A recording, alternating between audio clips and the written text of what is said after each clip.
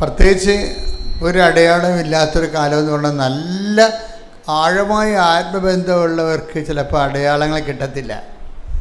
കാര്യം അടയാളങ്ങളില്ലാതെ തന്നെ അവർ ആത്മബന്ധത്തിലാവും. അവർക്ക് അടയാളങ്ങളില്ലെങ്കിലും ദൈവസാന്നിധ്യത്തെക്കുറിച്ച് അവിടെ ആത്മാവിന് നല്ല സംവേദനം ഉണ്ടാവും. ഫിസിക്കലായിട്ട് ഒരു സാധനം നമുക്ക് വേണ്ട ആവശ്യമില്ല. പക്ഷേ ഞാനൊരു 10-20 ലക്ഷം ആൾക്കാരെ കൗൺസിൽ ചെയ്യുമ്പോൾ നമുക്ക് മനസ്സിലായിരിക്കണത്, അടയാളം ആവശ്യമില്ലാത്ത ആൾക്കാർ വെറും ഒരു 5% മാത്രമേ ഉള്ളൂ. ബാക്കി 95% അടയാളം ആവശ്യമുണ്ട്. അപ്പം നമുക്കെല്ലാവർക്കും അടയാളം ആവശ്യമുണ്ട്. കാര്യം അടയാളം ആവശ്യമില്ലാത്ത സാഹചര്യം വന്നാൽ പരിശുദ്ധാത്മാവ്, ഇപ്പം നമ്മൾ ഈ ദിവസം എന്ന് വെച്ച് കഴിഞ്ഞാൽ ഒരു കുട്ടി, അവർ കുറച്ച് ഇൻ്റലിജൻ്റാണ്. ഈ കുട്ടി ഉടമ്പടി എടുത്തതിന് ശേഷം പിന്നീട് പരിശുദ്ധ കുർബാന സ്വീകരിക്കുമ്പോഴൊക്കെ കരയാൻ തുടങ്ങും. ഉടമ്പടിയുടെ ധ്യാനം കേട്ടാൽ തന്നെ, ഇത് ഈ മൊബൈലിൽ ധ്യാനം കേട്ടാൽ മതി, അപ്പം കരയാൻ തുടങ്ങും. ബൈബിളൊക്കെ വായിച്ചാൽ അപ്പം ബൈബിളിൽ കണ്ണുനീര് വീഴും. അതെന്താ പ്രശ്നം വെച്ച് കഴിഞ്ഞാൽ, ഈ പരിശുദ്ധാത്മാരുടെ വരദാനങ്ങളിൽ നമുക്കറിയാം ഭാഷാവരം, അതുപോലെ തന്നെ രോഗശാന്തി വരം, വിശ്വാസവരം. നമുക്ക് ദൈവത്തിൽ നിന്ന് കിട്ടുന്നതെല്ലാം നമ്മൾക്ക് കിട്ടുന്ന വരങ്ങളെന്ന് പറയണത് ബിബ്ലിക്കൽ ആയിട്ടുള്ള ഗിഫ്റ്റുകൾ. അതിന് ഗ്രേസ് എന്നല്ല പറഞ്ഞത്, ഗിഫ്റ്റ് എന്നാണ് പറയണത്. പരിശുദ്ധാത്മാവിൻ്റെ വരങ്ങളെ gift of the holy spirit എന്നാണ് പറയണത്.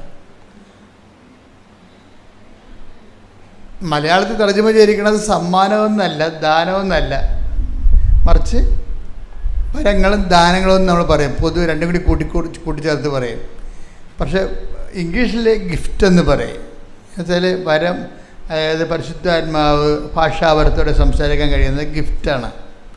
അത് ഗിഫ്റ്റ് ഓഫ് ടങ് എന്ന് പറയും, നാവിൻ്റെ വരമെന്ന് പറയും. നമ്മൾ പ്രാർത്ഥിച്ച് വരുമ്പോൾ പെട്ടെന്ന് പ്രാർത്ഥനയുടെ കൺട്രോൾ പോകും. എന്നിട്ട് പരിശുദ്ധാത്മാവ് നമ്മളിലൂടെ ലല്ലബീസ് പറയാൻ തുടങ്ങും. എന്ന് വെച്ച് കഴിഞ്ഞാൽ നമ്മളുടെ ഭാഷയ്ക്ക് പരിചയമില്ലാത്ത റിഥമാറ്റിക്, ചിലപ്പോൾ നോൺ റിഥമാറ്റിക് ആയിട്ടുള്ള സ്വരങ്ങൾ പുറപ്പെടുവിക്കും. പക്ഷേ അതിൻ്റെ ഒരു പ്രോബ്ലം എന്ന് പറയണത്, അതിന് അടുത്ത് പൗരസപ്പോസം പറയും, അങ്ങനെ ഒരു ആർക്കെങ്കിലും ഗിഫ്റ്റ് ഓഫ് ടങ് കിട്ടിയാൽ അത് ജനങ്ങൾക്ക് കർത്താവ് അതിലൂടെ കമ്മ്യൂണിക്കേറ്റ് ചെയ്യുന്നുണ്ട്. അതുകൊണ്ട് അടുത്തിരിക്കുന്ന ആളിനത് വ്യാഖ്യാനിക്കാനുള്ള വരം ഉണ്ടാവും. അപ്പോൾ അയാളത് പറയണം. വ്യാഖ്യാനിക്കാൻ വരമില്ല ഉള്ള ആരും ആ കമ്മ്യൂണിറ്റിയിൽ ഇല്ലെങ്കിൽ ഭാഷാപരക്കാരൻ നാവടക്കി ഇരിക്കുകയാണ് നല്ലതെന്ന് പറയും. അല്ല, പൗരസപ്പോസിൻ്റെ കൊറിന്ത്യസ് ലേഖനത്തിലുള്ളതാണ്. അവന് ഗിഫ്റ്റ് ഓഫ് ദി ടങ് പോലെ തന്നെയാണ് അത്. നമുക്ക് വിശ്വാസവരം, ഫെയ്ത്ത് ഗിഫ്റ്റായിട്ട് കിട്ടും. നമ്മൾക്ക് ഫെയ്ത്ത് മെക്കാനിക്കലായിട്ട് കിട്ടുന്നുണ്ട്. ഫെയ്ത്ത് 2-3 തരത്തിലാണ് നമുക്ക് ഫെയ്ത്ത് വരണത്. വിശ്വാസം കേൾവി എന്ന് വരും, അല്ലേ? കേൾവി യേശുക്രിസ്തുവിനെ കുറിച്ചുള്ള പ്രസംഗങ്ങളിൽ നിന്ന് വരും. അതൊരു വരവാണ്. വിശ്വാസം എങ്ങനെ വരുന്നു, നമ്മളിലേക്ക് എങ്ങനെ വരണത്? വിശ്വാസം നമ്മളിലേക്ക് എങ്ങനെ വരണത്? ഒന്നെങ്ങനെ വരണത്? വിശ്വാസം കേൾവിയിൽ നിന്ന്. പിന്നെന്താണ്? കേൾവി യേശുക്രിസ്തുവിനെ കുറിച്ചുള്ള അറിവിൽ നിന്ന്, അല്ലെങ്കിൽ പ്രസംഗത്തിൽ നിന്ന് ആണ് വിശ്വാസം വരുന്നത്. ഇനി വിശ്വാസം ഗിഫ്റ്റായിട്ട് വരും. കാര്യം ഇതൊരു പ്രാഥമിക, ഇപ്പം നമ്മൾ ഒരു 10ാം ക്ലാസ് വരെയൊക്കെ പഠിക്കണ പോലെ തന്നെയാണ് വിശ്വാസം. കേൾവി യേശുക്രിസ്തുവിനെ കുറിച്ചുള്ള അറിവിൽ നിന്ന് ഇങ്ങനെ ബൈബിൾ വായിക്കുകയും ബൈബിൾ പ്രസംഗം കേൾക്കുകയും ചെയ്യുന്നതനുസരിച്ച് കൊണ്ട് നമുക്കൊരു വിശ്വാസം നമ്മൾ രൂപപ്പെട്ട് പതുക്കെ വരും. ഭയങ്കര സ്ലോ പ്രോസസ്സാണ്. വിശ്വാസം കേൾവി എന്ന് വരുന്നത് സ്ലോ പ്രോസസ്സാണ്. പക്ഷേ ഉള്ളത് ഉരുക്കായിട്ട് നല്ല ബലമായിട്ടിരിക്കും. അതാണ് ആ വിശ്വാസത്തിൻ്റെ പ്രശ്നം. അതായത് വിശ്വാസം കേൾവി എന്ന് വരണത്. ഇനി ഈ വിശ്വാസം തന്നെ ഗിഫ്റ്റായിട്ട് കിട്ടും. ഗിഫ്റ്റായിട്ട് കിട്ടുമെന്ന് വെച്ച് കഴിഞ്ഞാൽ കുറച്ച് നമ്മൾ വിശ്വസിച്ച് നിൽക്കുന്നു. വിശ്വാസത്തിന് വലിയ ഗ്രോത്തൊന്നുമില്ല. പക്ഷെ നമുക്ക് ഭയങ്കരമായ ആഗ്രഹമാണ് വിശ്വാസത്തിൽ വളർന്നേ പറ്റത്തുള്ളൂ. കാര്യം വിശ്വാസം കൊണ്ടാണല്ലോ നീതിമാൻ ജീവിക്കണത്, ഇല്ലേ? ഇപ്പം ഹെബ്രായർ 11:1 എടുത്തേ. വിശ്വാസം എന്നത് വിശ്വാസം എന്നത് പ്രത്യാശിക്കുന്നവ ലഭിക്കുമെന്ന ഉറപ്പും കാണപ്പെടാത്തവ ഉണ്ട് എന്ന ബോധ്യവുമാണ്. അപ്പോഴേ ഇത് ഒരു 1-ാം ക്ലാസ് മുതൽ 4-ാം ക്ലാസ് വരെയുള്ള വിശ്വാസത്തിൻ്റെ പ്രഥമ പാഠങ്ങളാണ്. ഈ വിശ്വാസത്തിൻ്റെ പ്രഥമ പാഠങ്ങൾ കഴിഞ്ഞാൽ പിന്നീട് എന്താണ്, ബൈബിൾ പിന്നെയും പറയും വിശ്വാസത്തിൻ്റെ പ്രഥമ പാഠങ്ങൾ തന്നെ നിങ്ങൾ കിടക്കരുത്. വിശ്വാസത്തിൻ്റെ പ്രഥമ പാഠങ്ങൾ കടന്ന് നമുക്ക് പക്വതയിലേക്ക് വളരാം, അല്ലേ? ഹെബ്രായർ 6:5 വിശ്വാസത്തിന്റെ പ്രഥമ പാഠങ്ങൾ. ശ്രുതികട്ടെ ഹല്ലേലൂയ. ഹെബ്രായർ 6:1 അതിനാൽ ക്രിസ്തുവിന്റെ വചനത്തിന്റെ പ്രഥമ പാഠങ്ങൾ പിന്നിട്ട് നമുക്ക് പക്വതയിലേക്ക് വളരാം. ഇതാണ് ഞാൻ പറയണത് എപ്പോഴും. അതായത് വിശ്വാസം എന്ന് പറയണത് ഈ ക്രൊണോളജിക്കൽ ഗ്രോത്ത്. നമുക്ക് ശരീരം വളരുന്നു, നിനക്ക് 25 വയസ്സുണ്ട്, ഓക്കെ. പക്ഷേ നീ ആത്മീയതയിൽ തോറ്റ കക്ഷിയാണോ ജയിച്ച കക്ഷിയാണോ എന്ന് അറിയണമെങ്കിൽ 25 വയസ്സിൻ്റെ ലെവല്, ഫെയ്ത്ത് ലെവൽ ഉണ്ടാകണം. 25 വയസ്സിൻ്റെ ഫെയ്ത്ത് ലെവൽ ഉണ്ടാകണം. ചില ആൾക്കാർക്ക് ഇത് എടുത്താൽ പോകാത്തതിൻ്റെ കാരണം ഇവരുടെ ഫെയ്ത്ത് ലെവൽ താഴെയാണ്. അവരുടെ പ്രായത്തിനൊത്ത വിശ്വാസമില്ല. ചിലപ്പോൾ വയസ്സ് 70 ഉണ്ടാകും, വിശ്വാസം ചിലപ്പോൾ 7 വയസ്സുകാരൻ്റെതായിരിക്കും. കാര്യം ഇതിന് മെയിൻ്റെനൻസ് ആവശ്യമായൊരു വിഷയമാണ്. അതുകൊണ്ട് 10:17 റോമ 10:17 ആകയാൽ വിശ്വാസം കേൾവിയിൽ നിന്നും കേൾവി ക്രിസ്തുവിനെ പറ്റിയുള്ള പ്രസംഗത്തിൽ നിന്നുമാണ്. ഈ ക്രിസ്തുവിന് വിശ്വാസം വളരണമെങ്കിൽ നമുക്ക് പല വിശ്വാസം ഉണ്ടാവും, അല്ലേ? അമേരിക്കയും ഇപ്പോൾ ഇറാനും ഇസ്രയേലും തമ്മിൽ യുദ്ധം ചെയ്യുന്നു. ചിലർ വിശ്വസിക്കണത് ഇറാൻ ജയിക്കുമെന്ന്, ചില ആൾക്കാർ വിശ്വസിക്കണത് ഇസ്രയേൽ ജയിക്കുമെന്ന്. അങ്ങനെയൊക്കെ മനുഷ്യന്മാർക്ക് പല പല വിശ്വാസം ഉണ്ടാകും. പക്ഷേ ദൈവികമായ ഫെയ്ത്ത് എന്ന് പറയുന്നത് ക്രിസ്തുവിനെ കേന്ദ്രീകരിച്ചാണ് വരണത്.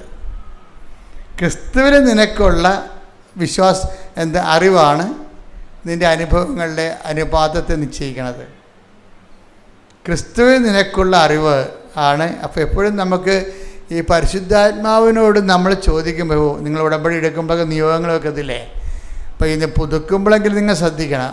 പരിശുദ്ധാത്മാവിനോട് ചോദിക്കണത്, ഇപ്പം നമ്മൾ പരിശുദ്ധാത്മാവിന് വേണമെന്ന് പറയണത്, പരിശുദ്ധാത്മാവിൻ്റെ ദാനങ്ങൾ 7 ഉണ്ട്. 7 10, 70, 70,000 ഒക്കെ ഉണ്ട്. പക്ഷെ നമ്മളതിനൊരു ഒരു കാറ്റഗറിക്കൽ ചെയ്യാൻ വേണ്ടിയാണ് നമ്മൾ 7 പറയണത്. 7 പറഞ്ഞാൽ എല്ലാം ബൈബിൾ പഠിക്കണത്. 7 ദിവസം ദൈവം സൃഷ്ടിച്ചത്, അങ്ങനെ എല്ലാ ഉദാശകൾ 7. അങ്ങനെ എന്താ കാര്യത്തിൽ 7 ഒരു പൂർണ്ണമായ നമ്പർ ആയതുകൊണ്ടും ബിബ്ലിക്കൽ റെവലേഷൻ്റെ ഭാഗമായതുകൊണ്ടുമാണ്. അപ്പോൾ ഈ വിശ്വാസം ഇപ്പോൾ 7 ദാനങ്ങളെന്ന് പറയുമ്പോൾ 70 ദാനങ്ങളും 700, 7000 ദാനങ്ങളുണ്ട്. അത് നമ്മൾ വളരുന്നതനുസരിച്ച്. പക്ഷേ ബേസിക്കായിട്ട് ഈ ദാനങ്ങളുടെ വേഷപ്പകർച്ചകളോ അല്ലെങ്കിൽ വളർച്ചാരൂപങ്ങളോ ഒക്കെ ആയിരിക്കും മറ്റു ദാനങ്ങളെന്ന് പറയണത്. അപ്പോൾ ഈ യേശുക്രിസ്തുവിൽ ഇപ്പം നിങ്ങളെ ഒരു സബ്ജക്റ്റ്, നിങ്ങളിപ്പോൾ ഉടമ്പടി ചെയ്യുന്ന നമ്മളെല്ലാവരും ഭൗതികമായ വിഷയങ്ങളാണ് വെച്ചിരിക്കുന്നത്. ചിലർ വസ്തുവിക്കാൻ വയ്ക്കും, അല്ലേ? ചില ആൾക്കാർ കല്യാണം കഴിക്കാൻ വേണ്ടി ഉടമ്പടി ചെയ്യും, ചിലർ പരീക്ഷ ജയിക്കാൻ വേണ്ടി ഉടമ്പടി ചെയ്യും, ചിലർ കേസ് മാറാൻ വേണ്ടി ഉടമ്പടി ചെയ്യും. ഓക്കെ, ഇതെല്ലാം നമുക്ക് ആവശ്യമാണ്. ഇത് വെള്ളം പോലെ ഇരിക്കും സംഭവം.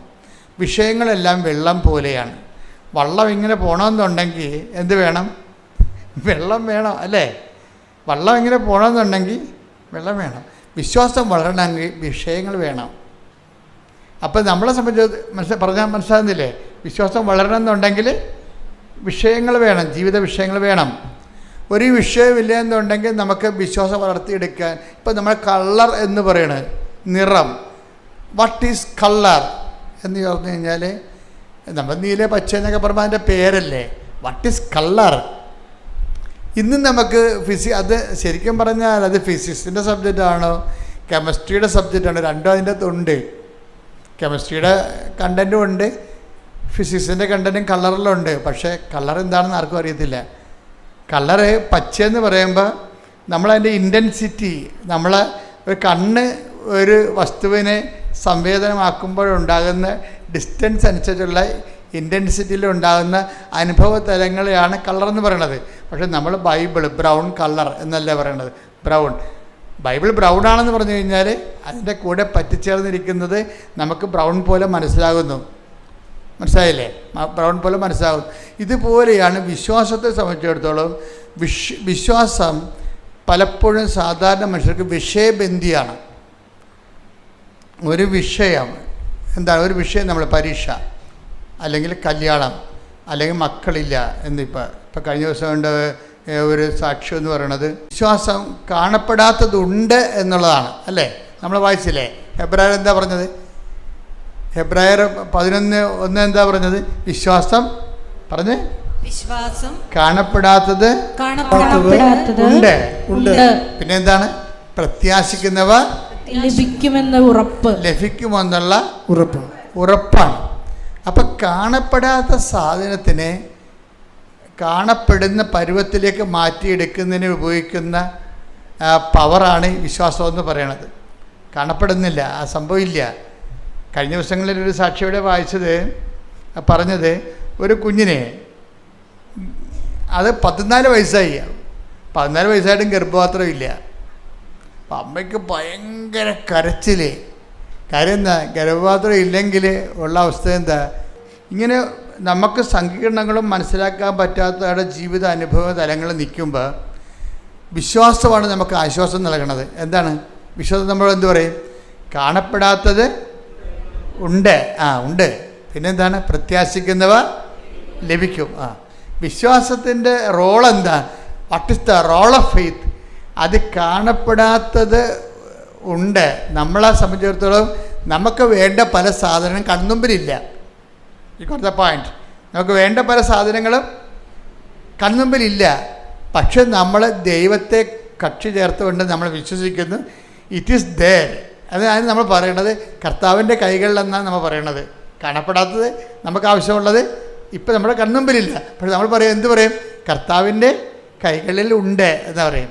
കാണപ്പെടാത്തത് ഉണ്ട് എന്ന് വെച്ചാൽ ബൈബിൾ ഉദ്ദേശിക്കുന്നത് ദൈവത്തിൻ്റെ കൈകളിലുണ്ടെന്നാണ്. അതാർക്ക് കിട്ടും? പ്രത്യാശിക്കുന്നവർക്ക് ലഭിക്കും. പ്രത്യാശിക്കുന്നവർക്ക്. ശരിക്കും പറഞ്ഞാൽ വിശ്വാസത്തെ ആക്ടിവേറ്റ് ചെയ്യണത് ഈ പ്രത്യാശയാണ്. നമ്മൾ ഉടമ്പടി ചെയ്യണമെന്ന് വെച്ച് കഴിഞ്ഞാൽ നമ്മൾ എന്താ, നമ്മളെ പ്രത്യാശയെയും വിശ്വാസത്തെയും മെറ്റീരിയലൈസ് ചെയ്യാൻ വേണ്ടിയുള്ള എഫിഷ്യൻസിയാണ് ഉടമ്പടി കാഴ്ചവെക്കുന്നത്. അത് ഞാൻ വളരെ ലളിതമായിട്ട് പറയാം. ബുദ്ധിയുള്ളവരും കുറച്ചുകൂടി വിദ്യാഭ്യാസം കൂടുതലുള്ളവരും അച്ഛൻ ആദ്യം പറഞ്ഞ ഫോളോ ചെയ്യണം. രണ്ടാമത് പറയണത് അതിൽ താഴെ ഗ്രാസ്പിംഗ് പവർ ഉള്ളവർക്കാണ്. എന്ന് വെച്ച് കഴിഞ്ഞാൽ ഈ വിഷയത്തെ സംബന്ധിച്ചിടത്തോളം വിശ്വാസം എന്നത് കാണപ്പെടാത്തതുണ്ട്, നമ്മുടെ കയ്യിലില്ല, പക്ഷേ കർത്താവിൻ്റെ കയ്യിൽ അത് ഉണ്ട്. അല്ലേ? ഇനി എന്ത് ചെയ്യണം? വിശ്വാസം എന്നത് കാണപ്പെടാത്തതുണ്ട്, പ്രത്യാശിക്കുന്നവ ലഭിക്കുമെന്നുള്ള ഉറപ്പ്. ഈ പ്രത്യാശ ആരിലാണ്? ദൈവത്തിലാണ് പ്രത്യാശിക്കുന്നത്. ഈ പ്രത്യാശയ്ക്ക് നമ്മൾ ഇൻവെസ്റ്റ് ചെയ്യണത് എന്താണ്? നമ്മുടെ പ്രത്യാശയുടെ പ്രകടിപ്പിക്കുന്നതിന് നമ്മൾ ഉപയോഗിക്കുന്നതാണ് വിശ്വാസം. പിന്നെന്താണ് വിശ്വാസം? അതാണ് ഈ പ്രാർത്ഥന. ഞാൻ ചില പ്രാർത്ഥനക്കാരെ ഞാൻ ശരിക്കും വഴക്കിടും. എന്താ കാര്യം? അവർ 60 വർഷമായാലും പ്രാർത്ഥന തന്നെയാണ് ഇൻസ്ട്രുമെൻ്റായിട്ട് കൊണ്ടു നടക്കുന്നത്. 60 വർഷമായാലും അവർക്ക് പ്രാർത്ഥന, അവർക്കതേ അറിയാൻ പാടുള്ളൂ. പക്ഷെ ഒരു മേജർ സബ്ജക്റ്റിനെ അഡ്രസ്സ് ചെയ്യാൻ പ്രാർത്ഥന ചിലപ്പോൾ പരാജയമായിരിക്കും. എന്താ കാര്യം? പ്രാർത്ഥന വർക്കൗട്ട് ചെയ്യണത് വിശ്വാസത്തിലാണ്. അത് ദൈവിക പുണ്യത്തിൻ്റെ ആദ്യ ഭാഗമേ ആകുന്നുള്ളൂ. രണ്ടാം ഭാഗം എന്താണ്? പ്രത്യാശയാണ്. മൂന്നാം ഭാഗം എന്താണ്? സ്നേഹമാണ്. മനസ്സിലായില്ലേ? ഈ എപ്പോഴും നമ്മൾ ശ്രദ്ധിക്കേണ്ടത് സ്നേഹം, അതായത് ചില വിശ്വാസം ചില വിഷയങ്ങൾ പ്രാർത്ഥനയാൽ പ്രവർത്തനക്ഷമമാകും. ഈ കൊണ്ട് ഒരു 10 ജപമാല ചൊല്ലിയാൽ പ്രവർത്തനക്ഷമമാകും, പ്രാർത്ഥനയാൽ പ്രവർത്തനക്ഷമമാകും. ചിലത് അതിനേക്കാൾ മേജറാണത് പ്രാർത്ഥന കൊണ്ട് നിൽക്കത്തില്ല. മനസ്സിലായില്ലേ? പിശാചിനെ പുറത്താക്കുന്ന കാര്യം പറയുമ്പോൾ എന്തുകൊണ്ടാണ് ഞങ്ങൾക്ക് പിശാചിനെ പുറത്താക്കാൻ കഴിയാതിരുന്നതെന്ന് പറയുമ്പോൾ അതൊന്ന് വായിച്ചേ, ആ ഭാഗം ഒന്ന് വായിച്ചേ. കർത്താവ് താബോറിൽ നിന്ന് ഇറങ്ങുന്നില്ലേ? നിങ്ങൾ ശ്രദ്ധിച്ച് കേൾക്കണം കേട്ടോ, ഇത് ഇത്തിരി പാടുള്ള പരിപാടിയാണ്. എന്നാലും അറിയണം, ഉടമ്പടിയിലേക്ക് ഇങ്ങനെ 10 100 ധ്യാനം കൂടിയെന്ന് പറയുമ്പോൾ ആദ്യത്തെ ധ്യാനം തന്നെ ഞാൻ പറഞ്ഞുകൊണ്ടിരുന്നു കഴിഞ്ഞാൽ നിങ്ങൾ ഈ പറഞ്ഞ പോലെ വിശ്വാസത്തിൻ്റെ ബാലപാഠങ്ങളിൽ കിടക്കും. ഉടമ്പടിയുടെ പുതുക്കൽ കൂടുന്നതനുസരിച്ച് കൊണ്ട് നിങ്ങൾ ഗ്രേഡ് വർദ്ധിക്കണം, കപ്പാസിറ്റി വർദ്ധിക്കണം. അതൊന്ന് വായിച്ചേ. തുല്യം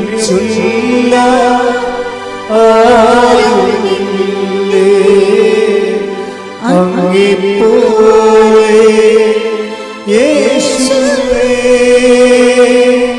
ജീവനേ സുന്ദരമേ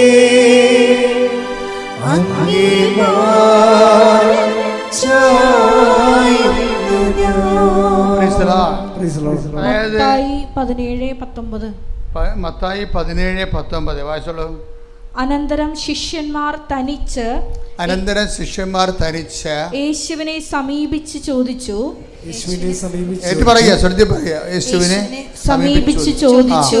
എന്തുകൊണ്ടാണ് അതിനെ ബഹിഷ്കരിക്കാൻ ഞങ്ങൾക്ക് കഴിയാതെ പോയത്? യേശു പറഞ്ഞു. ഇതിന്റെ പോക്ക് കണ്ടല്ലേ? ഇപ്പൊ കഴിയാത്ത കാര്യങ്ങൾ അപ്പോസ്തലന്മാർക്ക് വരെ ഉണ്ടെന്നർത്ഥം. അപ്പം നിങ്ങൾക്ക് കഴിയണില്ലെന്ന് പറഞ്ഞാൽ അതിൻ്റെ അത് കാര്യമൊന്നുമില്ല.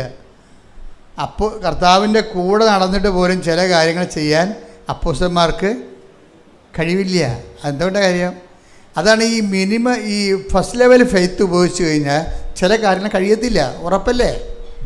ഫസ്റ്റ് ലെവൽ ഫെയ്ത്ത് ഉപയോഗിച്ചാൽ ചില കാര്യങ്ങൾ അപ്പോസ്തലന്മാർക്ക് പോലും കഴിയത്തില്ല. എന്നിട്ട് ഈശോ പറയും, നിങ്ങളെ ഇങ്ങനെയുള്ള ഇതിൻ്റെ ഗ്രേഡ് കൂടിയ സംഭവമാണ്. ഈ ഗ്രേഡ് കൂടിയ സംഭവങ്ങളെ അഭിമുഖീകരിക്കുമ്പോൾ നിങ്ങളുടെ വിശ്വാസം പോരാതെ വരും. പിന്നെ എന്ത് ചെയ്യണം? പ്രാർത്ഥന വേണം. പിന്നെ എന്ത് ചെയ്യണം? ചിലത് പ്രാർത്ഥന കൊണ്ട് ശരിയാകത്തില്ല. എന്താ കാര്യം? ചില കയ്യെഴുത്ത് പ്രതികളിൽ പ്രാർത്ഥന കൊണ്ടല്ലാതെ കിടക്കുന്നുണ്ടെങ്കിലും ചില കയ്യെഴുത്ത് പ്രതികളിൽ കിടക്കണ എന്താണ്?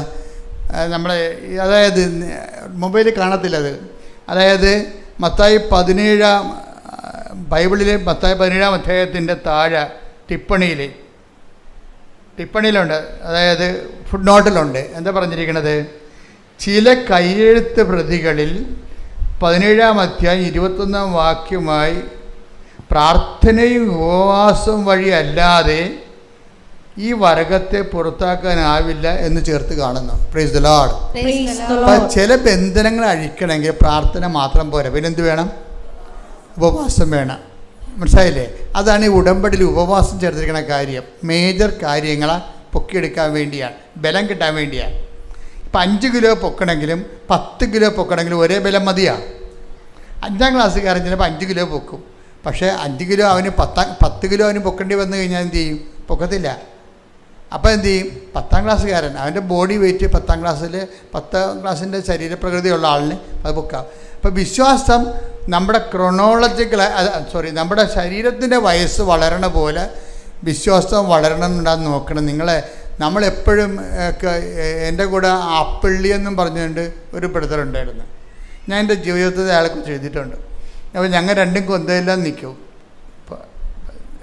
സെമിനാരി ഇംഗ്ലീഷ് കൊന്ത. ഇപ്പോൾ കൊന്തയിലുള്ള സമയത്ത് ഈ ആപ്പിളിയുടെ കയ്യിലൊരു കൊന്ത ഉണ്ടാകും, എൻ്റെ കയ്യിലും കൊന്ത ഉണ്ടാകും. ഞാനിങ്ങനെ അച്ഛന്മാരെ പേടിച്ചും ദൈവത്തിനെ പേടിച്ചുമൊക്കെ കൊന്തയെല്ലാം വൃത്തിമേനയായിട്ട് ചൊല്ലിക്കൊണ്ടിരിക്കുകയാണ്. ആപ്പിളിൽ എന്ന് വെച്ചാൽ ആപ്പിളിൻ്റെ മെയിൻ പരിപാടി ഞങ്ങൾക്കവിടെ സെമിനാരി ബാസ്കറ്റ് കളിക്കാം, ഫുട്ബോൾ കളിക്കാം, അതുപോലെ തന്നെ കരാട്ടയ്ക്ക് പോകാം. എന്ത് വേണമെങ്കിലും വൈകുന്നേരം 5 മണിക്ക് 1 മണിക്കൂർ എന്ത് വേണം ചെയ്യാം. ഫിസിക്കലായിട്ട് എക്സസൈസിൻ്റെ ടൈമാണ്.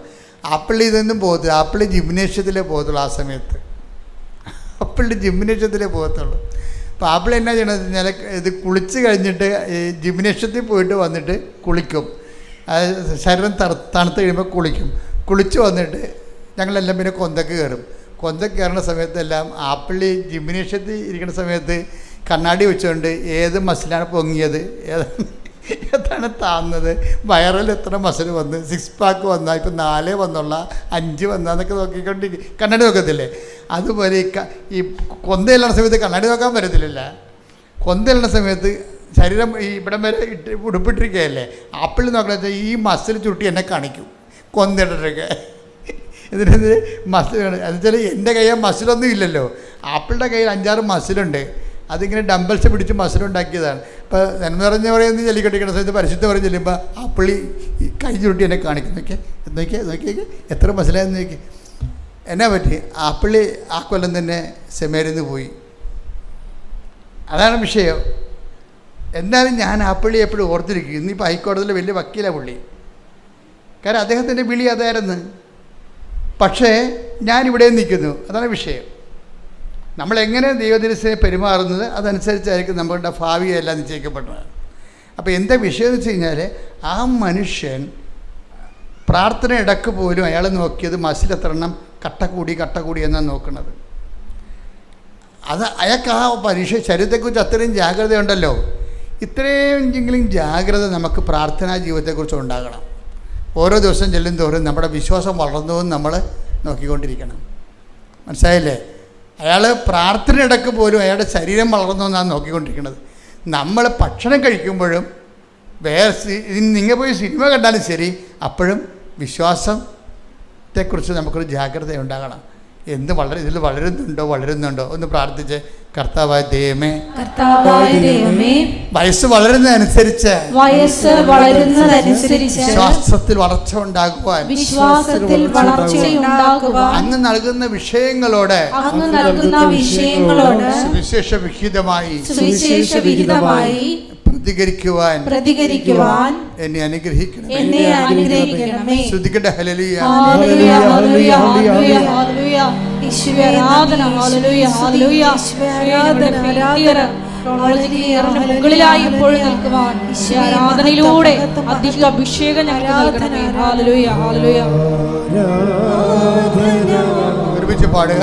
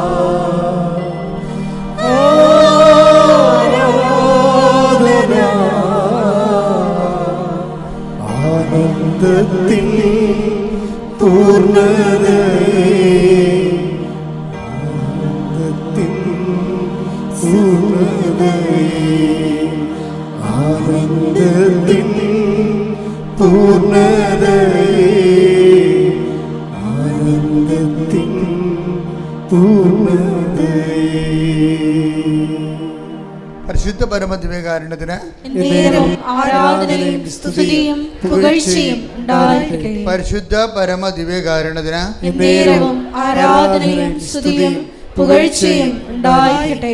അതായത് നമ്മളിപ്പോൾ സംസാരിച്ചുകൊണ്ടിരിക്കുന്നത് വിശ്വാസത്തിൻ്റെ വളർച്ചയുടെ ഘട്ടങ്ങളെയാണ്. നമ്മൾ ഉടമ്പടിയിൽ ഇപ്പം നേരത്തെ എന്താ പറഞ്ഞത്?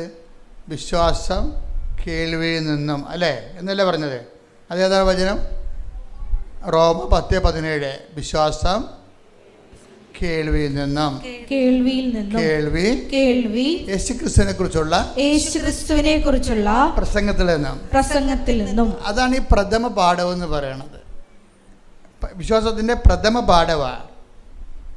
ഇനി എന്താ പറയുന്നത്? വിശ്വാസം കേൾവി എന്ന് പറയുമ്പോൾ അറിവാണ്. മനസ്സിലായില്ലേ? വിശ്വാസം അറിവിൽ നിന്ന്, യേശുക്രിസ്തുവിനെ കുറിച്ചുള്ള അറിവിൽ നിന്ന് കിട്ടിയാൽ കുറച്ച് നമുക്ക് ഈ അറിവ് വെച്ച് പ്രാർത്ഥിക്കാൻ പറ്റും. മനസ്സിലായി? വിശ്വാസം കേൾവി എന്ന് പറയുമ്പോൾ നമ്മൾ വിശ്വാസം ക്രിസ്തുവിനെ കുറിച്ചുള്ള പ്രസംഗം എന്ന് പറയുമ്പോൾ ക്രിസ്തുവിനെ കുറിച്ചുള്ള അറിവാണത്, അല്ലേ? അപ്പോൾ ബൈബിൾ വായിച്ചാലും ബൈബിൾ പ്രസംഗം കേട്ടാലും നമുക്ക് എന്താ സംഭവിക്കുന്നത്? യേശുക്രിസ്തുവിനെ കുറിച്ചുള്ള അറിവ് കിട്ടും, ഇല്ലേ? അങ്ങനെ വിശ്വാസം അറിവിൽ നിന്നും, അപ്പോൾ വിശ്വാസം അറിവിൽ നിന്നും, ഈ അറിവ് വെച്ച് നമുക്ക് എന്ത് ചെയ്യാൻ പറ്റും? അറിവ് വെച്ച് നമുക്ക് പ്രാർത്ഥിക്കാൻ പറ്റും, ഇല്ലേ? അത് ലെവലാണ്. പക്ഷെ പ്രാർത്ഥന കൊണ്ട് ചില കാര്യങ്ങൾ നടക്കത്തില്ല. അതിനെന്ത് ചെയ്യണം? ഉപവസിക്കണം. അതാണ് 17:21. പ്രാർത്ഥന കൊണ്ടും ചില ഗ്രേഡുകൾ, അതായത് ചില ബന്ധങ്ങൾ, ആ പിശാചിനെ ഉപേക്ഷിക്കാൻ ഒഴിപ്പിക്കാൻ പത്തോസിന് പോലും കഴിഞ്ഞില്ല. അപ്പോൾ അവർ ചോദിച്ച ഒരു പ്രോബ്ലം ഉണ്ടല്ലോ, കർത്താവിനോട് ചോദിച്ചേ, കർത്താവ് എൻ്റെ വിശ്വാസം വളർച്ചയിലൊരു പ്രോബ്ലം ഉണ്ട്, എന്തുകൊണ്ടാണ് ഞങ്ങൾക്കതിനെ ഒഴിപ്പിക്കാൻ ആ ഒരു പ്രശ്നത്തിൽ നിന്ന് രക്ഷപ്പെടാൻ കഴിയാതിരുന്നത്? അപ്പം നിങ്ങൾ പല പ്രശ്നങ്ങൾ എഴുതിയിട്ടില്ലേ ഉടമ്പടിയിൽ, ഇല്ലേ? ചിലത് നിങ്ങൾക്ക് നടക്കത്തില്ല. അതെന്താ കാരണം? അതാണ് അപ്പോസ്തലന്മാർ ചോദിക്കണത്, എന്തുകൊണ്ടാണ് ഞങ്ങൾക്കതിനെ ഒഴിപ്പിക്കാൻ കഴിയാതിരുന്നതുകൊണ്ട്? അപ്പോൾ കർത്താവ് എന്താ പറയണത്? നിങ്ങൾക്ക് വിശ്വാസം കുറവേ ഉള്ളൂ, അതാണ് കാരണം, അല്ലേ? അതിന് മറുപടി പറഞ്ഞത് എന്താണ്? 17:20. യേശു പറഞ്ഞു നിങ്ങളുടെ അല്പവിശ്വാസം കൊണ്ട് തന്നെ. അപ്പോൾ എന്താ പ്രശ്നം? ഈ പ്രാർത്ഥനയിലൂടെ ആക്ടിവേറ്റ് ചെയ്യുന്ന ഫെയ്ത്ത്, അതായത് പ്രഥമ പാഠം എന്താണ്? വിശ്വാസത്തിൻ്റെ പ്രഥമ പാഠം എന്ന് പറഞ്ഞിട്ടില്ലേ? അതായത് അത് ഹെബ്രായർ എത്രയാണ്? 6. ഹെബ്രായർ 6:1 വായിച്ചേ. അതിനാൽ ക്രിസ്തുവിന്റെ വചനത്തിന്റെ പ്രഥമ പാഠങ്ങൾ പിന്നിട്ട് നമുക്ക് പക്വതയിലേക്ക് വളരാം. ഈ പ്രശ്നങ്ങൾ അധികരിക്കുന്നതിൻ്റെ ഉദ്ദേശം നമ്മളിങ്ങനെ ഫെയ്ത്ത് മച്യൂരിറ്റിയിലേക്ക് ദൈവം വളർത്തുകയാണത്. പിടികിട്ടിയേ? അല്ലാതെ ഇങ്ങനെ എന്തുകൊണ്ടാണ് ചില പറയാം. ഇപ്പോൾ പണ്ട് വിജയകുമാർ സാർ എന്നോട് പറയുമായിരുന്നു, പ്രോബ്ലംസ് ആർ ഇൻ ക്യൂ എന്നാ പറയണത്. അതായത് ഓരോ ദിവസവും ഓരോ പ്രശ്നം ഉണ്ടാകും. എത്ര പ്രാർത്ഥനയ്ക്ക് കുഴപ്പമൊന്നുമില്ല, വിശുദ്ധ ജീവിതത്തിന് കുഴപ്പമില്ല, പക്ഷേ പ്രശ്നം ഒഴിഞ്ഞിട്ട് നേരം ഉണ്ടാകത്തില്ല. അപ്പോൾ നമ്മളവർക്ക് അയ്യോ ഞാൻ ഇത്രയും പ്രാർത്ഥിക്കണമല്ലോ, എന്നിട്ട് എന്താണ് പിന്നെയും പ്രശ്നം തന്നെ. നമ്മളെന്താ ചെയ്യണത്? പിന്നെയും പ്രശ്നം ഉണ്ടാകാതിരിക്കാനാണ് നമ്മൾ ഈ ഉടമ്പടി എടുത്തിരിക്കുന്നത്. പിടിയിട്ടില്ലേ? നമ്മൾ പ്രാർത്ഥിക്കുന്നതിൻ്റെ ഉദ്ദേശം എന്താണ്? പിന്നെയും പ്രശ്നം ഉണ്ടാകാതിരിക്കാനാണ്. പക്ഷേ ചിലർ പറയും, അച്ഛാ നമുക്ക് ഈ പ്രാർത്ഥിക്കുന്നതോറും പ്രശ്നമാണല്ലേ അച്ഛാന്ന് ചോദിക്കും. ആ ചിലർക്ക് എങ്ങനെ അപ്പോൾ പ്രാർത്ഥിക്കാതിരിക്കണമല്ലേ നല്ലതെന്ന് ചോദിക്കും. അതാണ് അവർ ഉദ്ദേശിക്കണത്. പ്രാർത്ഥിച്ചില്ല പിന്നെ പ്രശ്നമില്ലല്ല, പ്രാർത്ഥിക്കുമ്പോഴല്ലേ ഈ പ്രശ്നം ഉണ്ടാകണത്. ചിലർക്ക് പ്രാർത്ഥിക്കുന്നതോറും പ്രശ്നം ഉണ്ടാകും. അപ്പോസ്തലന്മാർക്ക് പ്രാർത്ഥിക്കുന്നതോറും പ്രശ്നം ഉണ്ടായി. എന്താ പ്രശ്നം ഉണ്ടായത്? നേരത്തെ അവർക്ക് വിശക്കണ പ്രശ്നങ്ങളേ ഉള്ളു. അത് വലിയോടത്ത് നോക്കി കട്ടുതിന്ന ചെയ്യുമ്പോൾ പത്രോസ് വരെ കണ്ടവൻ്റെ പുരയിടത്തിൽ നിന്ന് ഗോതമ്പ് കട്ടുന്ന പാർട്ടിയാണ്. അത് സാധാരണ മനുഷ്യരല്ലേ. അപ്പോൾ അതുകൊണ്ട് അതൊന്നും ഈശോയ്ക്ക് അതൊന്നും പ്രശ്നമല്ലേ. പക്ഷേ അങ്ങനെയാണെങ്കിലും ആ ഒരു ഫെയ്ത്തിലൊന്നും അത് പുള്ളിക്ക് ഉപവാസം ഇല്ലാഞ്ഞിട്ടല്ല അങ്ങനെ ചെയ്തത്. അപ്പോൾ ഈശോ എന്നാ പറയണത് കഴിഞ്ഞാൽ ഇപ്പോൾ ഇറ്റ്സ് ഓക്കെ, പക്ഷേ ഒരു ഗ്രേറ്റർ പ്രോബ്ലം വന്നാൽ നീ ഗോതമ്പ് കട്ടുന്ന തീരത്തില്ല പ്രശ്നം. കാര്യം എന്താണ്? ഉപവസിക്കുക തന്നെ ചെയ്യണം. പിടിയിട്ടില്ലേ? അപ്പം നീതീകരിച്ചായിരുന്നു. ഈ ആ ഭാഗം ഒന്ന് എടുത്തേ. മത്തായി 12-ാം 1 മുതലുള്ള തിരുവചനങ്ങൾ. മത്തായി 12:1. അക്കാലത്ത് ഒരു സാബത്തിൽ യേശു ഗോതമ്പ് വയലിലൂടെ കടന്നു പോവുകയായിരുന്നു. അവന്റെ ശിഷ്യന്മാർക്ക് വിശന്നു. അവർ കതിരുകൾ പറിച്ചു തിന്നാൻ തുടങ്ങി. ഫരിസേയർ ഇത് കണ്ട് അവനോട് പറഞ്ഞു, നോക്കൂ, സാബത്തിൽ നിഷിദ്ധമായത് നിന്റെ ശിഷ്യന്മാർ ചെയ്യുന്നു. അവൻ പറഞ്ഞു, വിശന്നപ്പോൾ ദാവീദും അനുചരന്മാരും എന്താണ് ചെയ്തതെന്ന് നിങ്ങൾ വായിച്ചിട്ടില്ലേ? അവൻ ദൈവഭവനത്തിൽ പ്രവേശിച്ച് പുരോഹിതന്മാർക്കല്ലാതെ തനിക്കോ സഹചരന്മാർക്കോ ഭക്ഷിക്കാൻ അനുവാദമില്ലാത്ത കാഴ്ചയപ്പം ഭക്ഷിച്ചതെങ്ങനെ? അല്ലെങ്കിൽ സാബത്ത് ദിവസം ദേവാലയത്തിലെ പുരോഹിതന്മാർ സാബത്ത് ലംഘിക്കുകയും അതേസമയം കുറ്റമറ്റവരായിരിക്കുകയും ചെയ്യുന്നത് എങ്ങനെയെന്ന് നിങ്ങൾ നിയമത്തിൽ വായിച്ചിട്ടില്ലേ? എന്നാൽ ഞാൻ നിങ്ങളോട് പറയുന്നു, ദേവാലയത്തേക്കാൾ ശ്രേഷ്ഠമായ ഒന്ന് ഇവിടെയുണ്ട്. ഇതിൻ്റെ ഒരു വിഷയം എന്ന് പറഞ്ഞാൽ വളരെ ശ്രദ്ധിച്ചിരിക്കണേ. അതായത് ഇപ്പോഴും ഉപവാസത്തെ ഈശോ കോംപ്രമൈസ് ചെയ്യുകയാണ്. എന്താ കാര്യം? അവർക്ക് വിശന്നു, അവർ ഭക്ഷണം കഴിച്ചു. അവിടെ കയ്യില്ലായിരുന്നു. കണ്ട ഗോതമ്പ് പാടത്തൂടി പോകുമ്പോൾ അവിടുന്ന് സാപത്തിൽ നിന്ന് പോലും അവർ ഭക്ഷണം എടുത്ത് കഴിച്ചപ്പോൾ കർത്താവ് വിശപ്പിന് പ്രാധാന്യം കൊടുത്ത് ഓക്കെ എന്ന് പറഞ്ഞു. പക്ഷേ ഈ ഉപവാസം ഇല്ല. പക്ഷേ പുള്ളി അവർ ഉപവസിക്കണില്ല. പക്ഷെ ഉപവാസം ഇല്ലാതെ ഇങ്ങനെ തിന്ന് നടന്നാൽ ചില സമയത്ത് അത് ഓക്കെ ആകത്തില്ല. അതുകൊണ്ടാണ് പിശാച് ബാധനെ കൊണ്ടുവരുന്നത്. പിടിയിട്ടില്ലേ? ഈ ഗോതമ്പ് കണ്ടവൻ്റെ വീട്ടിൽ നിന്ന് വരെ ഗോതമ്പും കണ്ടതിൽ നടന്ന പാർട്ടി ഒരു മേജർ പ്രോബ്ലം വന്നാൽ ഇവർ ജപ അടിക്കേണ്ടി വരും. പക്ഷെ അവരെന്നിട്ട് ആ പിശാച് ബാധന ഇവരെ മണ്ണും കുത്തി എറിഞ്ഞിട്ട് ഓടിച്ച് കളഞ്ഞു. ഇവരോടി.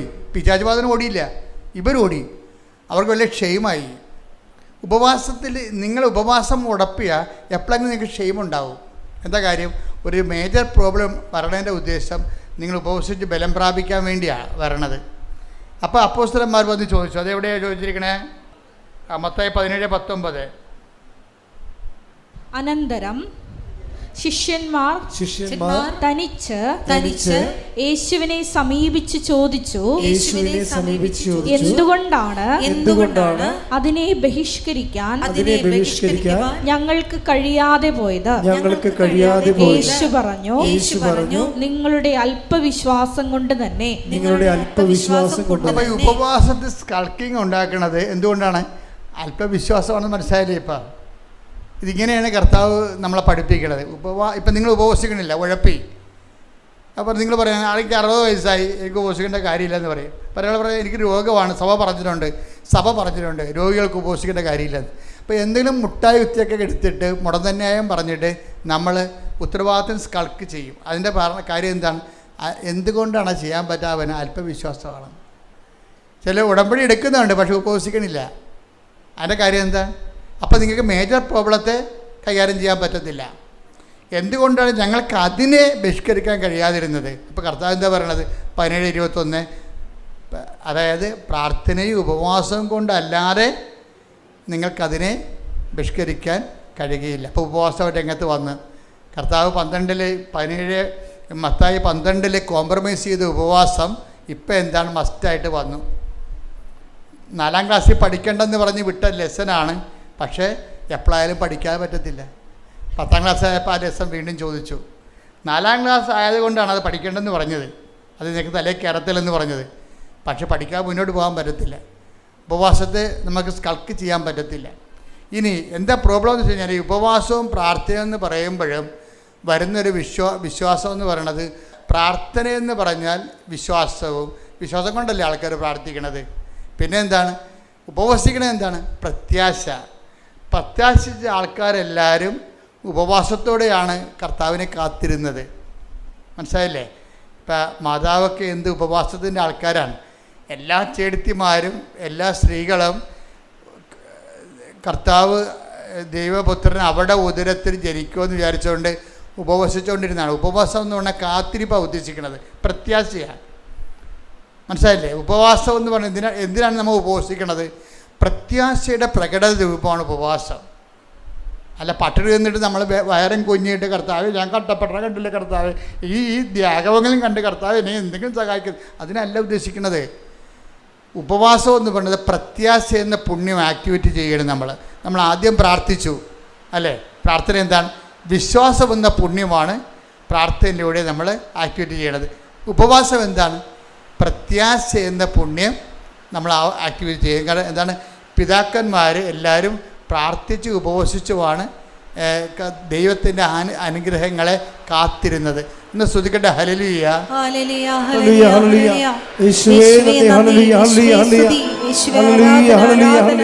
പ്രാർത്ഥന എന്താണത്?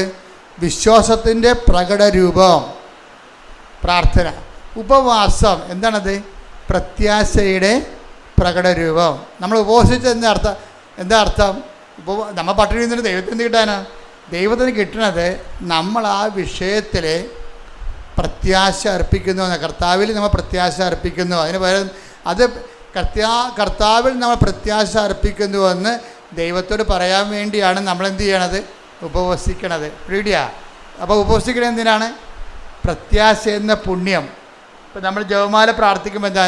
ഞങ്ങൾ പ്രത്യാശ എന്ന പുണ്യമുണ്ടായി വർദ്ധിക്കുവാൻ നിന്റെ തിരുക്കുവാനോട് അപേക്ഷിക്കണമേ. അതുതന്നെയാണ് നമ്മൾ ഉപവസിച്ചുകൊണ്ട് ദൈവത്തോട് പറയുന്നത്. എന്താണ്? ഞാൻ ഉപവസിക്കുന്നു. കാര്യം എന്താണ്? നിന്നിലുള്ള എൻ്റെ പ്രത്യാശയെ ഞാൻ പ്രകടിപ്പിക്കുന്നു. മനസ്സിലായില്ലേ? അപ്പോൾ ഇപ്പോൾ ഓരോ പ്രോബ്ലംസിനും കറസ്പോണ്ടായിട്ടുള്ള മെഷീനറിയാണ് ഉപയോഗിക്കേണ്ടത്. ഇപ്പോൾ ചില സ്ക്രൂ ഒക്കെ തിരിക്കാൻ സ്ക്രൂ ഡ്രൈവർ ഒരു 8-ൻ്റെ സ്ക്രൂ ഉണ്ട്. സ്പാനർ എടുക്കുമ്പോൾ 8-ൻ്റെ സ്പാനർ എടുത്തതെന്ന് പറയത്തില്ലേ? അപ്പോൾ അത് 8-ൻ്റെ തിരിച്ച് കഴിഞ്ഞാൽ അത് തിറങ്ങും. ചിലത് പറയും ഇത് 8-ൻ്റെ പിടിക്കണില്ല 14-ൻ്റെ എടുക്കാൻ പറയും. അപ്പോൾ മെക്കാനിസ്റ്റുകൾ ഉടനെ 14-ൻ്റെ എടുത്ത് കൊടുക്കും. അപ്പോൾ 14 ഇട്ട് തിരിക്കും. അപ്പോൾ ചിലത് പ്രാർത്ഥന കൊണ്ട് നടക്കത്തില്ല, 8-ൻ്റെ കൊണ്ട് നടക്കത്തില്ല. പിന്നെ എന്ത് ചെയ്യും? ഉപവാസം കയറ്റിവിടും 14-ൻ്റെത്. ചിലത് 14-ൻ്റെ കൊണ്ട് നടക്കത്തില്ല. ചില ഡ്രില്ലർ കൊണ്ടുവന്നിട്ട് തിരിക്കേണ്ടി വരും ആ സാധനം. അതിനാണ് സ്നേഹം എന്ന് പറയണത്. വിശ്വാസം അറിവ് കൊണ്ട് വിശ്വാസത്തിന് ആദ്യ നിലവാരം പ്രഥമ പാഠങ്ങൾ എന്തിനുള്ളതാണ്? പിന്നിടാൻ വേണ്ടിയുള്ളതാണ്, തള്ളിക്കളയാൻ വേണ്ടിയുള്ളതാണ്. അവിടെ 90 വയസ്സ് വരെ പ്രഥമ പാഠം കടിച്ചതും കിടക്കരുത്. 90 വയസ്സായി ഇപ്പോഴും വിശ്വാസത്തിൻ്റെ പ്രഥമ പാഠമാണ്. എന്താ പ്രശ്നം? നിങ്ങൾ ഈ ഭൗതിക അനുഗ്രഹങ്ങൾ മാത്രം ആഗ്രഹിച്ചാണ് ഇത് കർത്താവിൽ വന്നിരിക്കണമെന്നുണ്ടെങ്കിൽ ചില ആൾക്കാർ സാത്താൻ ഭക്ഷണത്തിന് പോയില്ലേ? അവരെയൊക്കെ ഈ ജീവിതം മാത്രമേ അവനെയൊക്കെ ഉള്ളെന്നറിയാം. അതുകൊണ്ട് സാത്താനെങ്കിൽ സാത്താൻ, കള്ളനോട്ടെ, കരിഞ്ചന്ത. അപ്പോൾ അവിടെ പോയാൽ പിന്നെ പ്രാർത്ഥന പോലും ആവശ്യമില്ല. അതില്ല. പോക്കറ്റിറക്കാണ് ജീവിക്കുക. 5 പെണ്ണുങ്ങളെ 10 പെണ്ണുങ്ങളെ ഉപയോഗിക്കാം, 10 ആണുങ്ങളെ ഉപയോഗിക്കാം, എത്ര വേണമെങ്കിൽ ഡൈവേഴ്സ് ചെയ്യാം. നമുക്ക് ബിസിനസ് വളർന്ന് ഇവിടെ സാത്താനടുത്ത് വരുമ്പോൾ ഈ ഉപവാസവും ഇല്ല, പ്രാർത്ഥനയും ഇല്ല, ഒരു പ്രശ്നവും ഇല്ല. വൃത്തികെട്ട എല്ലാത്തരം പരിപാടിയും കാണിച്ചാലും ശരി, അതനുസരിച്ചുകൊണ്ട് ഭൗതിക ഉയർച്ച ഉണ്ടാകും. അതുകൊണ്ടാണ് ബൈബിൾ പറയണത്. ഈശോ എപ്പോഴും ചോദിക്കുന്ന ഒരു ചോദ്യമുണ്ട്. എന്താണ്? Do you want to go? നിങ്ങൾക്കും പോകണമെന്ന് ഉണ്ടോ? എപ്പോഴും നമ്മളോട് നമ്മുടെ സിലബസ് വലുതാക്കിക്കൊണ്ട് കർത്താവ് ചോദിക്കുന്ന കാര്യം എന്താണ്? നിങ്ങൾക്കും പോകണമെന്നുണ്ടോ? അപ്പോൾ എപ്പോഴും അതൊരു ചോദ്യമാണ്. അപ്പോഴേ കുറേ പേര് പോകും അല്ലേ? അതെടുത്തേ 6:63 എടുത്തേ യോഹന്നാൻ്റെ സുവിശേഷം. കട്ടിയാക്കി കർത്താവ് സിലബസ് കട്ടിയാക്കും.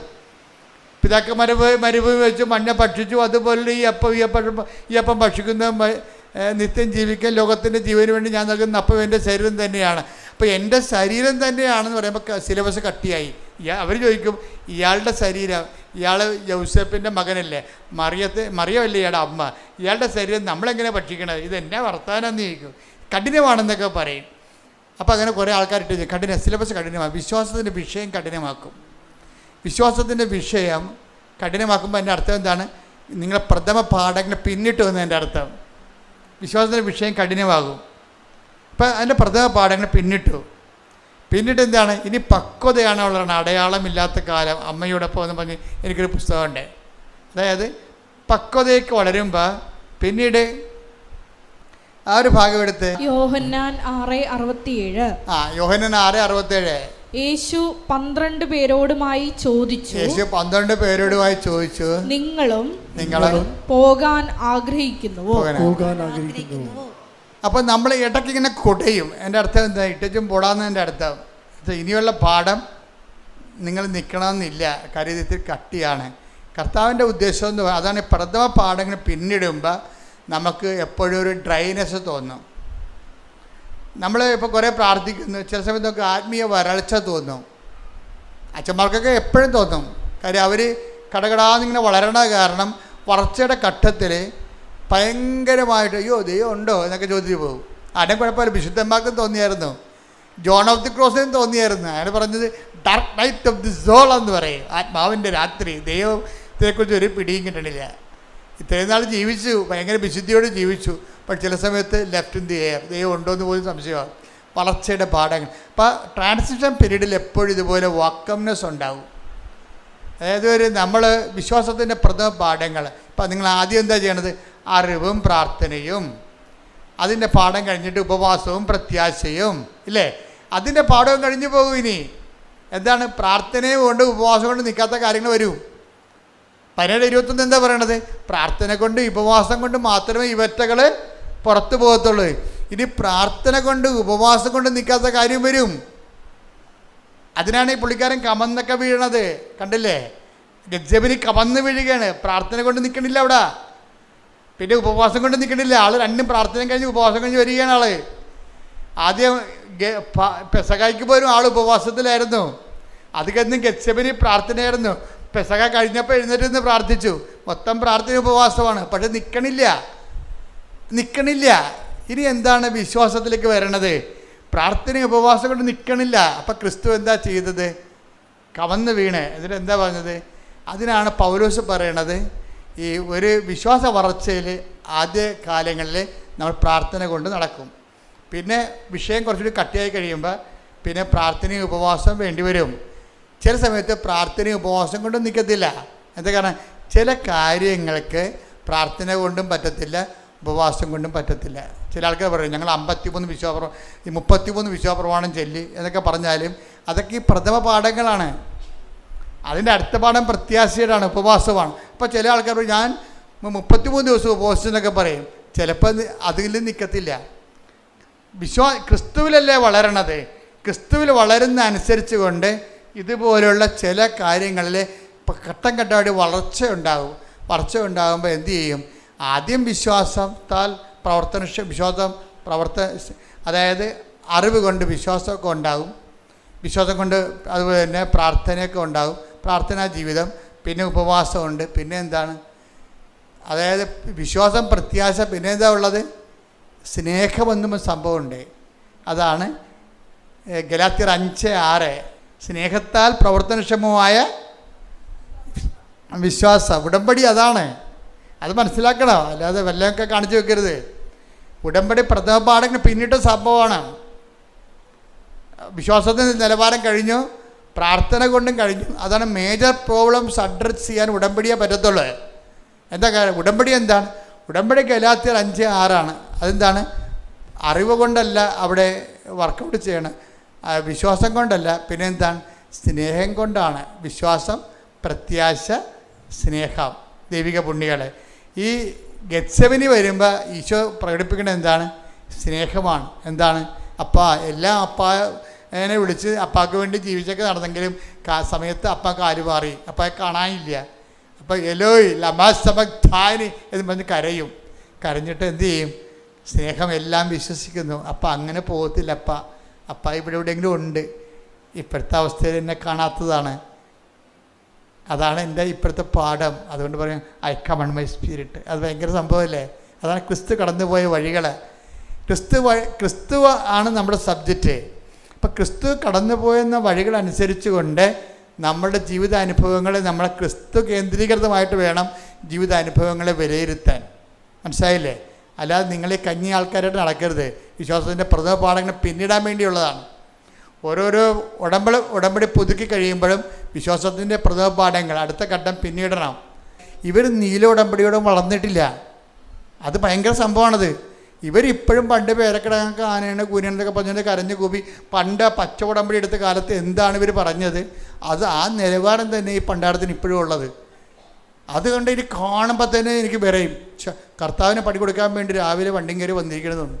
ഇത് ഇവർ വളരണില്ല, ഇവർ വളർന്നിട്ടില്ല. സംഭവം ഈ വിശ്വാസത്തിൻ്റെ പ്രഥമ പാഠങ്ങൾ പിന്നിട്ട് കഴിഞ്ഞാൽ നിങ്ങൾ എൻ്റെ അടുത്ത് വരത്തില്ല. എൻ്റെ അടുത്തല്ല, ദൈവത്തിൻ്റെ അടുത്ത് പോലും നമ്മൾ ചെല്ലത്തില്ല. എന്താ കാര്യം?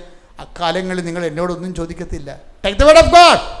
Hallelujah hallelujah hallelujah hallelujah. Yohannan 16:23. Yohannan 16:23. അന്ന് നിങ്ങൾ എന്നോട് ഒന്നും ചോദിക്കുകയില്ല. അപ്പം അതാണ് വിശ്വാസത്തിൻ്റെ പ്രഥമ പാഠങ്ങൾ പിന്നിട്ട് ഒരാൾ പക്വതയിലെത്തി കഴിഞ്ഞാൽ എല്ലായിടത്തിനും ഓടി ഒരു ദൈവത്തിൻ്റെ അടുത്ത് വരത്തില്ല. എന്താണ്? അപ്പ ഇവിടെ ഉണ്ടെന്നുള്ളത് എന്നെ കൈവിട്ട പോലെ എനിക്ക് തോന്നണത്, but I still believe in. എന്താണ്? എൻ്റെ വിശ്വാസം ഇപ്പോൾ വർക്കൗട്ട് ചെയ്യണത് കേൾവിയിൽ നിന്നൊന്നുമല്ല, പിന്നെ എന്താണ്? പ്രത്യാശയിൽ നിന്നുള്ള വിശ്വാസം വർക്കൗട്ട് ചെയ്യണത് സ്നേഹം കൊണ്ടാണ്. സ്നേഹത്താൽ പ്രവർത്തനക്ഷമമായ വിശ്വാസമായതുകൊണ്ട് എന്തു ചെയ്യും? 1 കൊരിന്ത്യസ് 13:7 വർക്കൗട്ട് ചെയ്യണം. അപ്പോൾ അത് വളർച്ചയുടെ പ്രഥമ പാഠം പിന്നിട്ട് കഴിഞ്ഞാൽ പക്വതയേക്കല്ലേ വളരണത്. അപ്പോൾ പക്വത എന്ന് പറഞ്ഞാൽ എന്താണ്? അത് ഈ 1 കൊരിന്ത്യസ് 13:7 സ്നേഹം സകലതും സഹിക്കുന്നു, സ്നേഹം സകലതും സഹിക്കുന്നു, സകലതും വിശ്വസിക്കുന്നു, വിശ്വസിക്കുന്നു. ഇതാണ് വിഷയം. അതായത് ആ കുരിശിൽ സംഭവിക്കണ ഇതാണ്. ഏലോയ് ഏലോയ് ലമ സബക്താനി എന്ന് ഈശോ ചോദിക്കത്തില്ലേ? അപ്പം നീ എന്നെ കൈവിട്ടോന്ന് ചോദിക്കണില്ലേ? എന്നിട്ട് എന്താ പറയണത്? അതായത് അവിടെ ഈശോയുടെ ഉപവാസം കഴിഞ്ഞു, പ്രാർത്ഥന കഴിഞ്ഞു, ഉപവാസം കഴിഞ്ഞു. പക്ഷേ ദൈവം കൈവിട്ട പോലെ ആയിപ്പോയി. പ്രാർത്ഥിച്ചിട്ട് നിന്നില്ലല്ല. പ്രാർത്ഥിച്ച് നിന്നോ? പിന്നെ എന്താണ്? പിന്നെ ഇത് ഈശോ ഉപവസിച്ചു. കഴിക്കുന്ന ഈ ഒടുക്കത്തെ താഴത്തിൽ ഇരുന്നുകൊണ്ട് 10 ദിവസം പറയുന്നുണ്ട്, കഴിക്കണില്ലേ എന്ന് പറയും. അപ്പോൾ ഈശോ പറയും, എനിക്കിനി ഉപവാസമാണ്, നാളെ ഈ സമയത്ത് അപ്പായുടെ കൂടെ മേശപ്പുറത്ത് പെസക ഞാൻ കഴിക്കും, സ്വർഗീയ എഴുന്നേശാരയിലെന്ന് പറയും. എന്നിട്ട് അവൻ എഴുന്നേരുന്നിട്ട് ഭയങ്കരമായൊരു സ്വസ്ത്രഗീതം ആലപിക്കും. എല്ലാവരും കൈയടിച്ച് സ്തുതിച്ച് പുറത്തു പോകും. കുറച്ച് കഴിയുമ്പോൾ അവൻ താഴെ വീഴും. എന്താ കാര്യം? ഇത്രയും പ്രാർത്ഥന ഉപവാസം ഉണ്ടെങ്കിലും അവന് അഭിമുഖീകരിക്കേണ്ട വിഷയത്തെ കൈകാര്യം ചെയ്യാൻ ഈ പ്രാർത്ഥനയ്ക്ക് ഉപവാസത്തിനും പറ്റണില്ല. അതാ വിഷയം. ആ വീണുപോയി. ആ വീണിട്ട് പിന്നെ അവൻ്റെ കയ്യിൽ നിന്ന് എല്ലാം വിട്ടുപോകണുണ്ട്. അവൻ ലോകത്തിൻ്റെ പാപത്തിൻ്റെ ശാപത്തിന് വേണ്ടി സ്വയം ഏറ്റെടുത്തപ്പോൾ അതിൻ്റെ വേദനയും നീറ്റലും എല്ലാം അവൻ അനുഭവിച്ചു. അവൻ കുറിച്ച് തൂങ്ങി തർക്കപ്പെട്ട്. അപ്പോൾ അവന് സങ്കടമായി.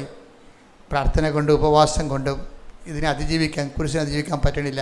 അപ്പോൾ എന്ത് പറഞ്ഞു? ഏലോയ് ലമ സബക്താനി, എന്താണ് നീ എന്നെ ഉപേക്ഷിച്ചത്? അപ്പോൾ പരിശുദ്ധാത്മാവ് വിട്ടുപിരിയാതെ എന്നിട്ട് പറഞ്ഞു, അപ്പായല്ലേ ഇപ്പം നീ കാണാതിരിക്കാനുള്ളത്, ഇനി 1 മിനിറ്റ് കഴിയുമ്പോൾ ഞാനും കൂടി പോകാൻ അപ്പ എനിക്ക് ആ കമാൻഡ് തന്നിട്ടുണ്ട്. അതുകൊണ്ട് ഞാനും പോകാൻ പോവുകയാണ്. നീ ഒരു പണി ചെയ്യണം. സ്നേഹം എല്ലാം വിശ്വസിക്കുന്നു. അപ്പ ഇവിടെ ഉണ്ടെന്ന് നീ വിശ്വസിക്കണം. എന്നിട്ട് നീ അപ്പായിക്ക് നിൻ്റെ ആത്മാവിനെ ഏൽപ്പിക്കണം. ഉടനെ അവൻ പറഞ്ഞു. പരിശുദ്ധാത്മാവ് ഇറങ്ങിപ്പോവുകയും ആ ഒറ്റ വാക്ക് ആ സമയത്ത് അവൻ പറഞ്ഞുകൊണ്ടിരുന്ന്, ഐ കമൺ മൈ സ്പിരിറ്റ്. എന്നിട്ട് അവൻ തല വലത്തേക്ക് ചായച്ചു, ജീവൻ സമർപ്പിച്ചെന്ന് പറയും. ഇതാണ് സ്നേഹത്താൽ പ്രവർത്തനക്ഷമമായ വിശ്വാസം. കൈയടിക്കട്ടെ, സ്തുതിക്കട്ടെ. Hallelujah, hallelujah, hallelujah, hallelujah, hallelujah. പ്രതീക്ഷയ്ക്ക് അപ്പുറത്തുള്ള കാര്യങ്ങൾ സമർപ്പിക്കുന്നു. ആരാധനയിലൂടെ ഞങ്ങളെ അഭിഷേകിച്ചു. ഞങ്ങൾക്കു ദൈവം അങ്ങേ അൾത്താരത്തന്നിൽ ഞങ്ങളർപ്പണം ചെയ്യുന്നു സർവം. ഇതിൻ്റെ വിഷയം എന്ന് പറയണത്, ഉടമ്പടി എപ്പോഴും ടാർഗറ്റ് ചെയ്യുമ്പോൾ അതെന്താണ്? ഉടമ്പടി എന്താണ്? സ്നേഹത്താൽ പ്രവർത്തനക്ഷമമായ വിശ്വാസത്തിലേക്കുള്ള യാത്രയാണത്. അപ്പം അതുകൊണ്ട് എന്താ ചെയ്യണമെന്ന് പറഞ്ഞാൽ, ചില കാര്യങ്ങളെ നമ്മൾ ആക്ടിവേറ്റ് ചെയ്യണമെങ്കിൽ നമ്മളുടെ പ്രാർത്ഥന പോരാതെ വരും, ഉപവാസം പോരാതെ വരും. മനസ്സിലായില്ലേ? എന്താ കാര്യം വെച്ചാൽ, ഇപ്പോൾ ഒരു പിശാച് ബാധിതനെ കർത്താവ് ഉയർപ്പിച്ചല്ല, അല്ല അവനെ വിടുവിച്ചേ. അപ്പോൾ പിശാച് ബാധിതൻ പറഞ്ഞേ, നീ എവിടെ പോയാലും ഞാൻ നിന്നെ അനുഗമിക്കുമെന്ന് പറഞ്ഞു. അപ്പോഴെന്താ ഈശോ പറഞ്ഞത്? നീ എൻ്റെ കൂടെ വരണ്ട, വീട്ടിൽ പോടാന്ന് പറഞ്ഞു. എന്താ കാര്യം?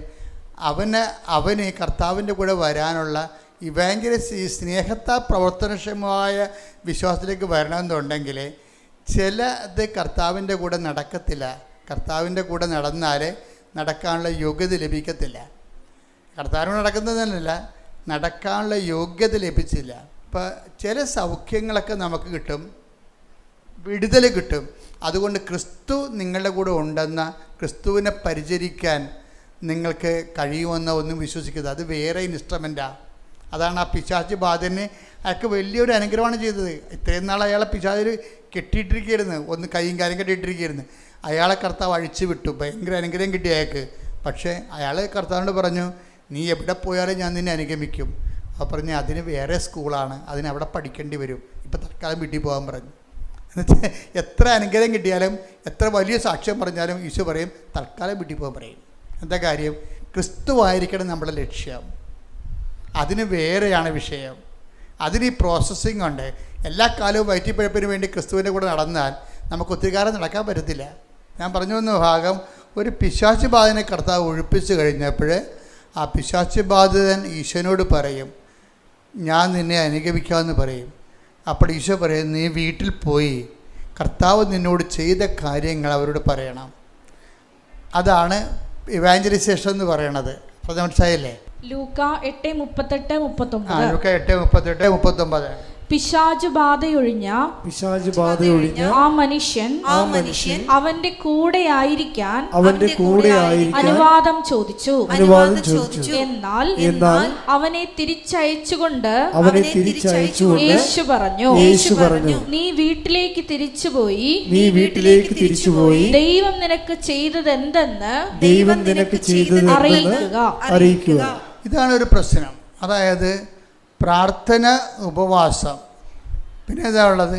പ്രാർത്ഥന ഉപവാസം കഴിഞ്ഞാലും ഇനി പിശാച് ബാധ വരെ ഒഴിഞ്ഞു പോയാലും പിന്നെ നമ്മൾക്ക് മേജർ മിറക്കിൾസ് നമ്മുടെ ജീവിതത്തിൽ സംഭവിച്ചാലും അടുത്ത സിലബസ് എന്ന് പറയുന്നത് എന്താണ്? സുവിശേഷവൽക്കരണമാണ്. മനസ്സിലായില്ലേ? ഉടമ്പടിക്കൊപ്പം വളരണ്ടേ? നിങ്ങളുടെ പേപ്പറിൻ്റെ കളർ മാറ്റിയിരിക്കുന്നത് എന്തിനാണ്? അങ്ങനെ കളർ മാറ്റാൻ കാര്യം നിങ്ങളുടെ ഗ്രേഡ് നിശ്ചയിക്കുകയാണ്. പച്ച, പിന്നെന്താണ് നീല, പിന്നെന്താണ് വെള്ള, പിന്നെന്താണ് സിൽവർ ഗ്രേ. ഇനി ഇന്ദ്രനീലമുണ്ട്, കൊടുത്തിട്ടില്ല, കൊടുക്കും. ഇവാഞ്ചലിസ്റ്റ് മാത്രമേ ഇന്ദ്രനീലം കൊടുക്കത്തുള്ളൂ. അത് അങ്ങനെ ഒരാളെ കണ്ടെത്തണം നമ്മൾ. എന്താ വിഷയം എന്ന് പറയണത്? ഈ ഉടമ്പടി പുതുക്കുന്നവർ ശ്രദ്ധിച്ച് കേൾക്കണം ഈ ക്ലാസ്സുകൾ. അതായത് ആ പച്ചയുടെ കാലം കഴിയുമ്പോൾ പ്രഥമ പാഠം പിന്നിട്ടു. പിന്നെന്താണ്? പക്വതയിലേക്കുള്ള വളർച്ചയാണ്. പിന്നെന്താണ്? അവിടെ ഉപവാസത്തിനാണ് പ്രാധാന്യം വരണത്. ആദ്യം പ്രാർത്ഥനയ്ക്ക് പ്രാധാന്യം, പിന്നെ ഉപവാസത്തിന് പ്രാധാന്യം, പിന്നെ വെള്ള വന്നു കഴിഞ്ഞാൽ സ്നേഹത്താൽ പ്രവർത്തനക്ഷമമായ വിശ്വാസം. ഗലാത്യർ 5:6 അവിടെ വർക്കൗട്ട് ചെയ്യണത്. ആ സ്നേഹത്താൽ പ്രവർത്തനക്ഷമമായ വിശ്വാസത്തിൻ്റെ ഇടയ്ക്ക് വെച്ച് ആബ്സൻസ് ഓഫ് ഗോഡ് സംഭവിക്കും. ദൈവം കാണത്തില്ല, ദൈവത്തിന് കാണത്തില്ല. നമ്മൾ തലകുത്തി നിന്ന് പ്രാർത്ഥിച്ചാലും ദൈവത്തിന് ഒരു ദൈവാനുഭവം നമുക്ക് ഫീൽ ചെയ്യത്തില്ല. ഈ സമയത്ത് നടക്കാൻ പഠിക്കണം. ഇരുട്ടിൽ നടക്കാം. ഇതിപ്പോൾ നമ്മൾ ഞാനൊരു കാര്യം ചോദിക്കട്ടെ, ഈ ഇരുട്ടിൽ നടക്കണമെങ്കിൽ ഇപ്പോൾ നിങ്ങളുടെ വീട്ടിൽ ഈ ആദ്യം പ്രാർത്ഥനാ ജീവിതം, പിന്നെ ഉപവാസ ജീവിതം, ഇതെല്ലാം മിക്സഡാണേ. അങ്ങനെ നമ്മൾ വളർന്ന് വചനം കേട്ട് വളർന്ന് അനുഭവങ്ങൾ കിട്ടി, അതിനെ റെസ്പോണ്ട് ചെയ്ത് നമ്മൾ കർത്താവിൻ്റെ അനുഭവം പ്രാപിച്ച് വളർന്ന് നമ്മൾ നല്ല പക്വതയായി കഴിഞ്ഞാലും കുറേ സമയത്ത് പിന്നെ പറയും, നീ ഇങ്ങനെ എൻ്റെ കൂടെ. ചില ആൾക്കാരുണ്ടല്ലോ ഒരു പണിക്കും പോകാതെ കർത്താവിൻ്റെ കൂടെ. ഇപ്പം ഞാനൊരു ആളെ എടുക്കണമെങ്കിൽ ഞാൻ നോക്കണം, വീട്ടിൽ നിന്നെക്കുറിച്ച് എന്ത് പറയണമെന്ന് ചോദിക്കും ഞാൻ. വീട്ടുകാർക്ക് എല്ലാ പ്രകൃതവും അറിയാം നിങ്ങളുടെ. അതുകൊണ്ട് ഒരാളെക്കുറിച്ച് വീട്ടുകാരെന്ത് പറയുന്നു എന്നുള്ളതാണ് അവരാൾ സുവിശേഷം സ്വീകരിച്ചോ ഇല്ലെന്ന് അറിയണത്. വീട്ടുകാർക്ക് നിങ്ങളെക്കുറിച്ചുള്ള അസസ്മെൻ്റ് എന്താണ്? നിങ്ങളുടെ കക്ഷത്ത് ബൈബിളുണ്ട്, കൈ കൊന്തമുണ്ട്, കാണുമ്പോഴൊക്കെ നിങ്ങൾ തുറന്നു നോക്കുന്നുണ്ട്, ഓരോ കാര്യം പറയുന്നുണ്ട് നിങ്ങൾ. പക്ഷേ വീട്ടുകാർക്ക് അസസ്മെൻ്റ് എന്താണ്? അതാണ് നിങ്ങളുടെ സ്റ്റാറ്റസ് എന്ന് പറയണത്. അതാണ് നിങ്ങൾ. ഇപ്പം ഇവനെന്താ പറയണത്? കർത്താവിനോട് പറയണത് എവിടെ പോയാലും ഞാൻ നിൻ്റെ കൂടെ ഉണ്ടാകുമെന്ന്. അപ്പം ഈശോ പറഞ്ഞ് അങ്ങനെ അത്രയും നീ വളർന്നിട്ടില്ല, നീ ആദ്യം നീ ആരാണെന്ന് അറിയാൻ വേണ്ടി വീട്ടിൽ ചെന്ന് നോക്കാൻ പറയും. വീട്ടിൽ നിന്ന് പറയാൻ പറഞ്ഞു. വീട്ടിലുള്ളവരോട് നീ സുവിശേഷം ജീവിച്ച് നോക്ക്, എന്നിട്ട് തിരിച്ചു വരാൻ പറയും. ഏറ്റവും സുവിശേഷം ജീവിക്കാൻ പാടെ എവിടെയാണെന്ന് അറിയാവോ? നമ്മുടെ വീട്ടിലാണ്. പള്ളിയിലും സഭയിലും പോലും പ്രശ്നമില്ല. സുവിശേഷം ജീവിക്കാൻ ഏറ്റവും പാട്. അതുകൊണ്ടാണ് നിങ്ങളുടെ കൂട്ടുകാർ നിങ്ങളെ വിശ്വസിക്കാത്തത്. പലരെയും നിങ്ങൾ പ്രാർത്ഥനയ്ക്ക് കാണുമ്പോൾ ഉടമ്പടിയൊക്കെ പോകുമ്പോൾ അവർ ചിരിക്കണില്ലേ ചിലർ. കാര്യം എന്താ, ഇത് പാക്കനാർ എന്താണ് ഞാൻ പറഞ്ഞില്ല, എന്ത് സംഭവമാണ്? പാക്കനാരൊരു കായും കൊണ്ട് പോയായിരുന്നല്ല, ആ ചുരക്കായും കൊണ്ടുപോയി. അപ്പോൾ പാക്കനാർ കാശിക്ക് പോവുകയാണ്. അപ്പോൾ ഭാര്യ പറഞ്ഞ് അയാളെപ്പോഴും ഭയങ്കര ചൂടനാണ്, ഭയങ്കര എപ്പോഴും കടുത്ത, അവർക്ക് സൂര്യമില്ല. അപ്പോൾ ഇതിൻ്റെയൊക്കെ ഇയാൾ കാശിക്ക് പോകാൻ നേരത്ത് പെണ്ണും പൊടിയാക്കിട്ട് പാര വെച്ച് കൊടുത്തത്. അത് ഞാൻ പോകുമ്പോൾ ആ ചുരക്കായും കൊണ്ട് പോയിക്കോ, എന്നിട്ട് എല്ലാ വെച്ച് തൊഴിലണ എല്ലാ അമ്പലക്കുളത്തിലും ചുരക്കായ് നിങ്ങൾ കുളിച്ച് പൊങ്ങുമ്പോൾ ചുരക്കായും മുക്കി പൊക്കാൻ പറയും. അപ്പോൾ ഭാര്യ പറഞ്ഞതല്ലേ, ഏലും കുളിക്കണ കാര്യമല്ലേ, അമ്പലക്കുളത്തിൽ ശുദ്ധീകരണ കാര്യമല്ലേ, നല്ല കാര്യം എന്ന് പറഞ്ഞാൽ പക്കനാർ ചുരക്കായും കൊണ്ടുപോയി കാശി വരെ കണ്ട കുളത്തിലെല്ലാം കുളിച്ച് അവിടെ എല്ലാം വെച്ചമ്പലത്തിലെല്ലാം തൊഴുത് ചുരക്കായും മുക്കിയെടുത്ത് തിരിച്ചു കൊണ്ടുവന്ന് പെണ്ണുമ്പളെ കൊടുത്ത്. അപ്പോൾ അവർ കാര്യം കറി വയ്ക്കുകയും ചെയ്ത്. കറി വെച്ച് കഴിഞ്ഞപ്പോൾ അത് മാത്രമായിട്ട് കറി വെച്ച്. അപ്പം പാക്കനാർ ഈ പെണ്ണുമ്പോഴോട് തന്തൊക്കെ വിളിച്ച് ഇതെന്തൊരു കൈക്കളല്ലാന്ന് പറഞ്ഞു. അപ്പോൾ പറഞ്ഞു അതന്നെ നിങ്ങൾ വേറെ മാറ്റമൊന്നുമില്ല, കാശിക്ക് പോയെന്നേ ഉള്ളെന്ന്. കാശിക്ക് പോയെന്നേ ഉള്ളൂ. ഈ ചുരക്കാട് അവസ്ഥ തന്നെയാണ് നിങ്ങൾക്ക് ഉള്ളതെന്ന്. ഇതുപോലെ ഒരു പ്രോസസ്സിങ് നമുക്കറിയണം. എനിക്കത് എന്നെ കുറേ ചോദിച്ചിട്ടുണ്ട്. എനിക്ക് ഈ ഒരാൾ എന്തിനും പറയുമ്പോഴേ അത് എന്താണ് പറയണമെന്നല്ല ഞാൻ എൻ്റെ മനസ്സിൽ പരിശുദ്ധാത്മ പറയണത്, എന്തുകൊണ്ട് പറയണമെന്നാണ്. അതവിടെ അരൂപിയുടെ പ്രശ്നമാണ്. അപ്പോൾ ഇവർ കള്ളത്തര ഒളിപ്പിച്ച് വെച്ചിട്ടുണ്ട്, വേറൊരു കാര്യമാണ് പറയണമെന്നുള്ളതുകൊണ്ട് അതെനിക്ക് പെട്ടെന്ന് അറിയാൻ പറ്റും. അപ്പോൾ ഞാൻ സാധാരണ ശരിക്കും ചൂടാവും. അപ്പോൾ ഈ കുറേ നാളെ കൂടെ നടക്കുന്നവർ ചോദിക്കുവേ, സത്യം പറഞ്ഞ അച്ഛൻ ഈ മാതാവിനെ കണ്ടെങ്കിൽ പിന്നെ പാകപ്പെട്ട് സൗമ്യമായിട്ടൊക്കെ കിടക്കേണ്ടതല്ലേ? നമുക്ക് സൗമ്യമായിട്ട് നമ്മൾ ശാസിക്കേണ്ട സമയത്ത് ശാസിക്കണം. അല്ലെങ്കിൽ നിങ്ങളുടെ കുഞ്ഞുങ്ങൾ പോലും വഴിതെറ്റി വളഞ്ഞു പോകും. ശാസിക്കേണ്ട സമയത്ത് തെറ്റ് കാണുമ്പോൾ അത് ശാസിക്കണം. പക്ഷേ അതിൻ്റെ പേരിൽ അത് വിശ്വാസത്തിൻ്റെ വിഷയമായിട്ട് എടുക്കരുത്. വിശ്വാസത്തിൻ്റെ വിഷയമാണത്, പക്ഷേ അതിനെ വെച്ച് അസസ് ചെയ്യാൻ പറ്റത്തില്ല നമുക്ക് ഒരാളെ. അപ്പം അതുകൊണ്ട് നിങ്ങൾ പറയരുത് വീട്ടിൽ പോകുമ്പോൾ എല്ലാം ക്ഷമിക്കണം, അച്ഛൻ പറഞ്ഞിട്ടുണ്ട് ഞാൻ ഉടമ്പടിയിലാണ്, അതുകൊണ്ട് വായി നാക്കിടരുത്, പുറത്തെടുക്കരുതെന്ന് പറഞ്ഞൊരു കാര്യമില്ല. നിങ്ങളുടെ മക്കൾ ചിലപ്പോൾ കഞ്ചാവ് വലിച്ച് അവൻ്റെ ഉടുപ്പ് കഴുകാൻ എടുക്കുമ്പോഴായിരിക്കും ചിലപ്പോൾ കഞ്ചാവ് ഇരിക്കണത്. അപ്പം തന്നെ കൈ കിട്ടിയ സാധനം കണ്ടൊരു തലക്കെട്ട് അടിക്കണം. അപ്പം തന്നെ എന്താ കാര്യം? അമ്മയ്ക്ക് അടിക്കാൻ അധികാരമുണ്ട്, അമ്മയ്ക്ക് പ്രായമില്ലല്ല. കാര്യം അത്രയും അധികാരം വേറെ ആർക്കും ഇല്ല. കാര്യം നിങ്ങളുടെ ഇൻവെസ്റ്റ്മെൻ്റ് അല്ലേ അത്. അപ്പോൾ അമ്മ ഉള്ളിടത്തോളം കാലം എത്ര പേരാണ് വിശുദ്ധിയോട് ജീവിക്കണത്? ആരെങ്കിലും ഇന്ന് വെടിപ്പും മെനയുമായിട്ട് ജീവിക്കുന്നുണ്ട്, ഒരു കാര്യം അവരുടെ അമ്മയാണ് അതിൻ്റെ കാരണം. കാര്യം അമ്മയുടെ ശാസനയിലും കാര്യം അമ്മയ്ക്കൊരു ഗുണമുണ്ട്, അമ്മ എത്ര ഉപദ്രവിച്ചാലും അമ്മയുടെ സ്നേഹത്തെ അവിശ്വസിക്കത്തില്ല മക്കൾ. എന്താ കാര്യം? ആ സ്നേഹം അവർ അനുഭവിച്ചിട്ടുള്ളതാണ്. അതുകൊണ്ട് അമ്മയുടെ സങ്കടം കൊണ്ടാണ് അടിക്കണമെന്നേ മക്കൾ വിചാരിക്കത്തുള്ളൂ. കാര്യം ദൈവം കഴിഞ്ഞാൽ പിന്നെ അമ്മയേ ഉള്ളൂ, അത് കഴിഞ്ഞാണ് അച്ഛനുള്ളത് വിശ്വാസ പഠനങ്ങളിൽ. അപ്പം അതുകൊണ്ട് ഞാൻ ഉടമ്പടി എടുത്തും പറഞ്ഞുകൊണ്ട് നിങ്ങളെല്ലാം കൂടി ഉറിയക്കരി ഇരുന്നിട്ട് അവസാനം മക്കൾ പോക്കൃത്തരങ്ങാണ്ട് ജീവിക്കുന്ന കുറേ ആൾക്കാരില്ലേ. കുറേ വിശുദ്ധന്മാരും ഭക്തന്മാരുടെയും മക്കൾ വഴിപിഴച്ചവരാണ്. അതെന്താ കാര്യം? അവർ വിശുദ്ധി കീപ്പ് ചെയ്യാൻ വേണ്ടി വാഹം മിണ്ടാ പ്രാണികളായിട്ട് നടന്നിട്ട് മക്കൾക്ക് അവരുടെ അത് തരമായിട്ട് എടുത്തിട്ട് അവർക്ക് അവരുടെ ഇഷ്ടം പോലെ അവർ ജീവിക്കും. അത് ഞാൻ ഇടവകെ കണ്ട കാര്യങ്ങളാണ്. അപ്പം അതുകൊണ്ട് നിങ്ങളെപ്പോഴും ശ്രദ്ധിക്കേണ്ട വിഷയം ഇതാണ്. ഈ ഉടമ്പടിയുടെ വിഷയത്തിൽ നമ്മൾ വിഷയവും വിശ്വാസ വളർച്ചയും വളരെ ബന്ധപ്പെട്ട കാര്യങ്ങളാണ്. കാരണം വിശ്വാസം നമ്മളെ സംബന്ധിച്ചിടത്തോളം ഓരോ ഘട്ടം ചെല്ലുമ്പോഴും നമ്മൾക്ക് വളർച്ച ഉണ്ടാകണം, വളർച്ച രേഖപ്പെടുത്തണം. വളർച്ച രേഖപ്പെടുത്താത്ത കൊണ്ടാണ് അതേ വിഷയം റെക്കർ ചെയ്യണത്. നമ്മളത് പഠിച്ചതാണ്, നമ്മൾ ആ വിഷയം വന്ന് ഇന്ന നിലപാട് എടുക്കത്തുള്ളൂ എന്ന് കണ്ടു കഴിഞ്ഞാൽ പിന്നീട് കർത്താവ് ആ വിഷയം മാറ്റിയിട്ട് വേറെ സബ്ജക്റ്റ്. ഒരു കാര്യം വ്യക്തമാണ്, ആ സമയത്ത് നിങ്ങൾ എന്നോടൊന്നും ചോദിക്കത്തില്ല എന്ന് പറയുന്ന വിശ്വാസത്തിൻ്റെ 3-ാം തലമുറയാണ്. എന്താ കാര്യം? എൻ്റെ കർത്താവിന് എന്നെക്കുറിച്ച് എല്ലാം അറിയാം, ദൈവം അറിഞ്ഞുകൊണ്ടാണ് ഇത് സംഭവിക്കുന്നത്. അതുകൊണ്ട് ഞാൻ എൻ്റെ അമ്മയെപ്പോലെ ഞാൻ ഹൃദയത്തിൽ സംഗ്രഹിച്ചു. അതാണ് അവിടെ ഈ വിശ്വാസത്തെ, പ്രവർത്തനക്ഷമമായ വിശ്വാസത്തിൻ്റെ ആൾരൂപമാണ് അമ്മ. എന്താ കാര്യം? ഏറ്റവും സങ്കടകരമായ വിഷയം വന്നാലും ഹൃദയത്തിൽ സംഗ്രഹിക്കും. അതെന്താ കാര്യം? അത് യോഹന്നാൻ 16:23 ആ ദിവസങ്ങളിൽ നിങ്ങൾ എന്നോടൊന്നും ചോദിക്കത്തില്ല. ചോദിക്കാൻ എന്തു ചെയ്യും? ഹൃദയത്തിൽ സംഗ്രഹിക്കും. അതേക്കുറിച്ച് സ്വന്തമായിട്ട് ധ്യാനിച്ച് ദൈവത്തിൻ്റെ പദ്ധതി സ്വന്തമായിട്ട് കണ്ടെത്തും. അതാണ് പരിശുദ്ധ അമ്മ. ശ്രദ്ധിക്കട്ടെ. ഹല്ലേലൂയ.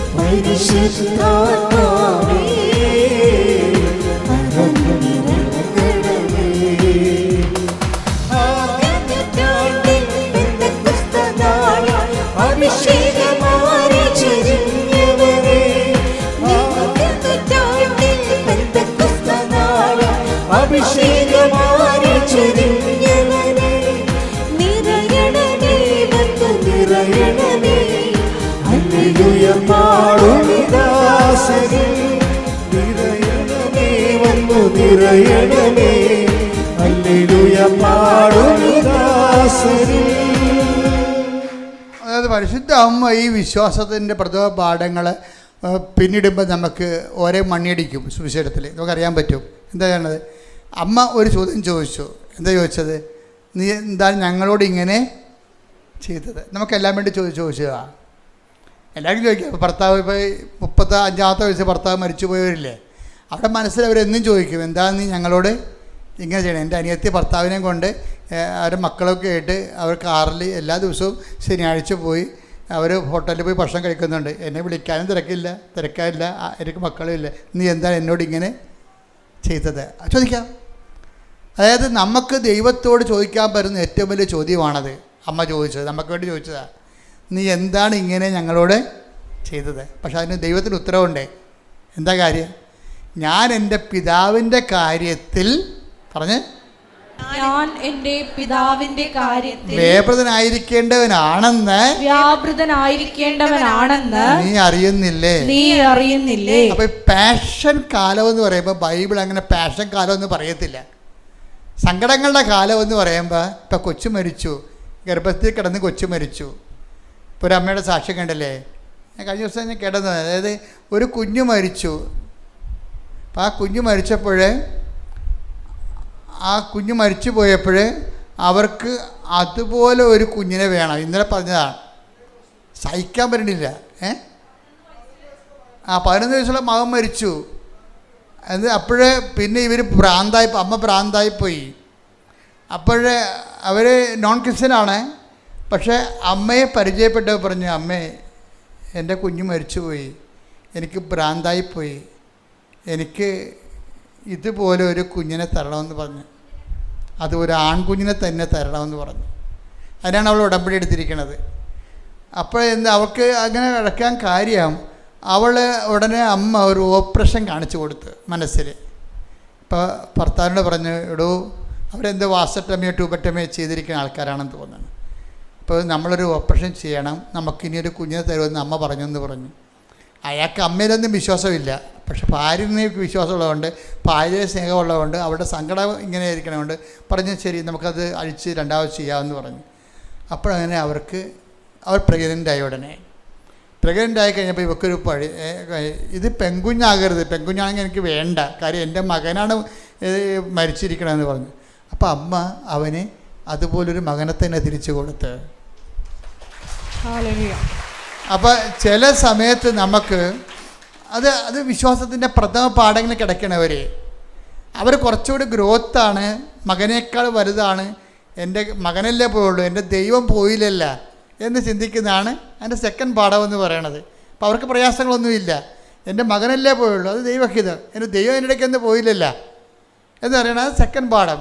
അപ്പോൾ അത് സെക്കൻഡ് പാഠം. അങ്ങനെ സെക്കൻഡ് പാഠത്തിലേക്ക് വരുമ്പോൾ ദൈവം എന്തു ചെയ്യും? ഹൃദയത്തിൽ സംഗ്രഹിക്കാനേ പറ്റത്തുള്ളൂ. അതാണ് വിഷയം. അപ്പോൾ ചില ആൾക്കാർക്കൊരു ചോദ്യമുണ്ട്, നീ എന്താണ് ഞങ്ങളോട് ഇങ്ങനെ ചെയ്തത്? അപ്പോൾ നീ എന്താണ് ഞങ്ങളോട് ഇങ്ങനെ ചെയ്തതെന്നാണ് അമ്മ ചോദിക്കണത്. അപ്പോൾ ഈശോൻ്റെ ഉത്തരം എന്താണ്?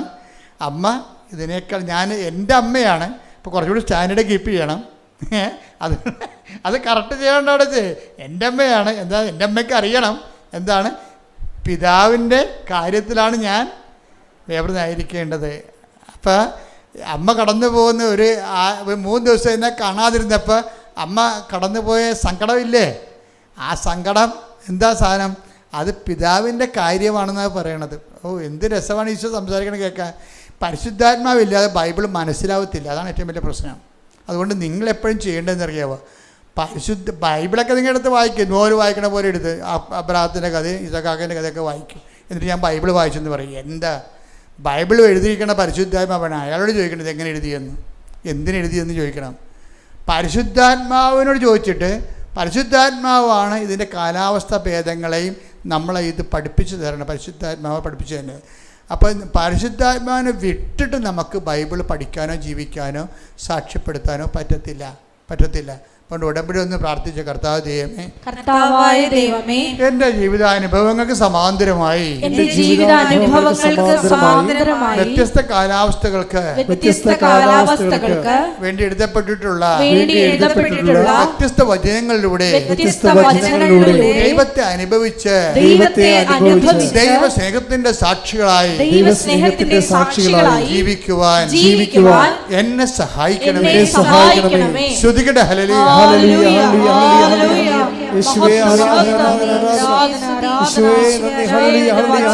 അഭിഷേകത്തോടെ വായിക്കുവാൻ, അർത്ഥമറിഞ്ഞ് വായിക്കുവാൻ ആരാധനയിലൂടെ പ്രത്യേക അഭിഷേകം നൽകണമേ.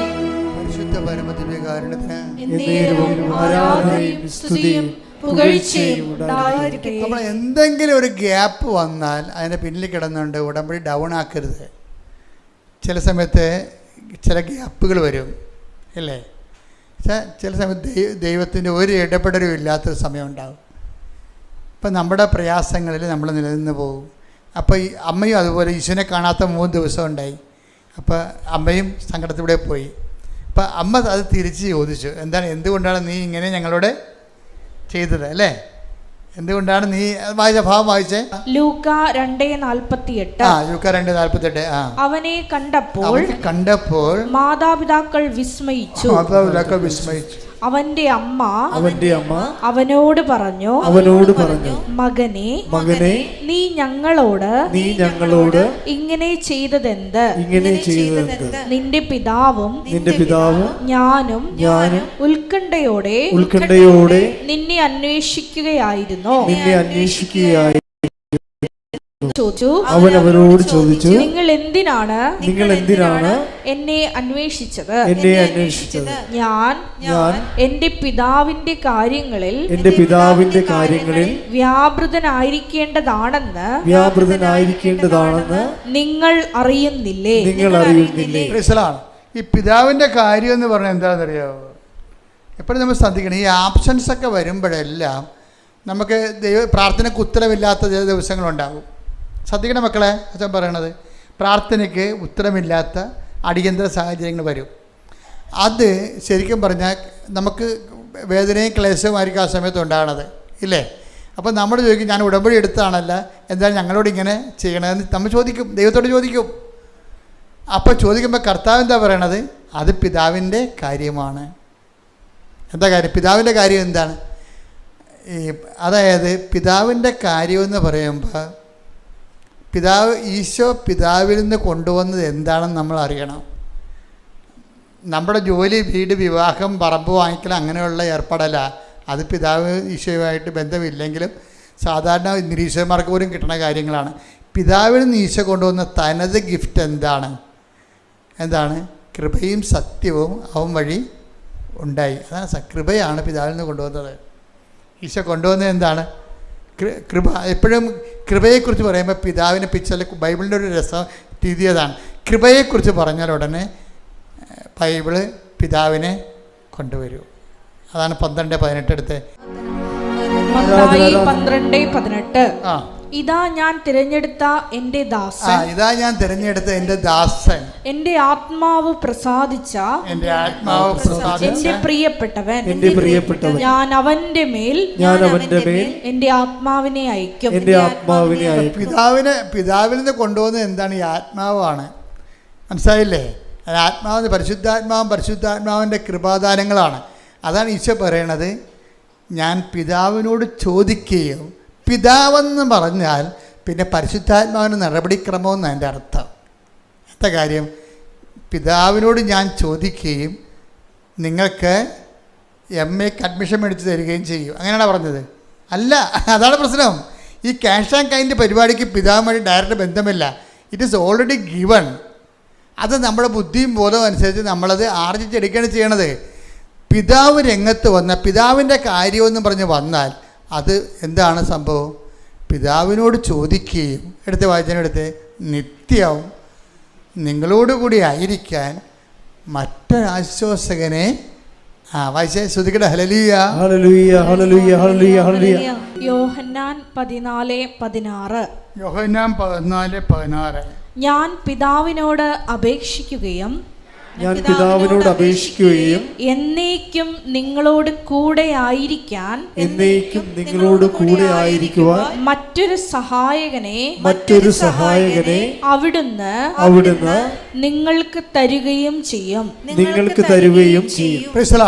അതായത് പിതാവിൻ്റെ കാര്യം എന്ന് പറയണതിൻ്റെ ഒരു കാര്യം, പരിശുദ്ധാത്മാവിനെ നമുക്ക് ലഭിക്കുന്നതാണ് പിതാവിൻ്റെ കാര്യം.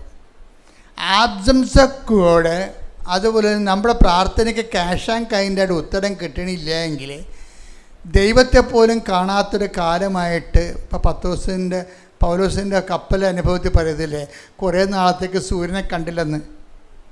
അങ്ങനെ അത് നമ്മുടെ ജീവിതത്തിലുണ്ടാവും. ജീവിതയാത്രയാണ്. കുറേ നാളത്തേക്ക് നമുക്ക് ഒരു ദൈവാനുഭവം ഇല്ല. അപ്പോൾ ഈ മണ്ടന്മാരെന്നാ ചെയ്യുന്നറിയാവാ, രാവിലെ എഴുന്നേക്കാൻ താമസിക്കും. പ്രത്യക്ഷ പ്രാർത്ഥന വേണമെങ്കിൽ ചിലർ ശങ്കരാടിയുടെ ഒരു സിനിമയില്ലേ, കൈനീട്ടം വൈകുന്നേരം കിട്ടിയാൽ മതിയാന്ന് ചോദിക്കണില്ലേ, അതുപോലെ പ്രത്യക്ഷ പ്രാർത്ഥന ഉച്ചയ്ക്ക് ചെല്ലിയാൽ മതിയാന്ന് ചോദിക്കും. അപ്പോൾ ഇത് കൈവിട്ട് പോകുന്നതിൻ്റെ അർത്ഥം എന്താ കാര്യം? അതായത് അവരുടെ ലൈഫിൽ ദൈവത്തെ അനുഭവിക്കാത്ത ചില ദിവസങ്ങളാണ്. പ്രത്യക്ഷ പ്രാർത്ഥന ചെല്ലിയിട്ട് വലിയ കാര്യമൊന്നുമില്ല. പ്രത്യക്ഷ പ്രാർത്ഥന അല്ല, ദൈവത്തെ പോലും വിളിക്കാത്ത ആൾക്കാർ കാനഡയിൽ പോയി. ഇതെല്ലാം ചെയ്തേച്ച് നിൽക്കണം. ഞാൻ നാട്ടിൽ തന്നെ ഇപ്പോൾ ഉണ്ട്. എൻ്റെ ഏജൻറ്റ് എന്നെ പറ്റിച്ചെന്നാണ് തോന്നുന്നത്. പിതാവിന് ആബ്സെൻ്റായിട്ട് തോന്നുന്ന ഒരു സമയം ഇതാണ്. ഈ ടൈമാണ് നമുക്ക് കൈകാര്യം ചെയ്യേണ്ടത്.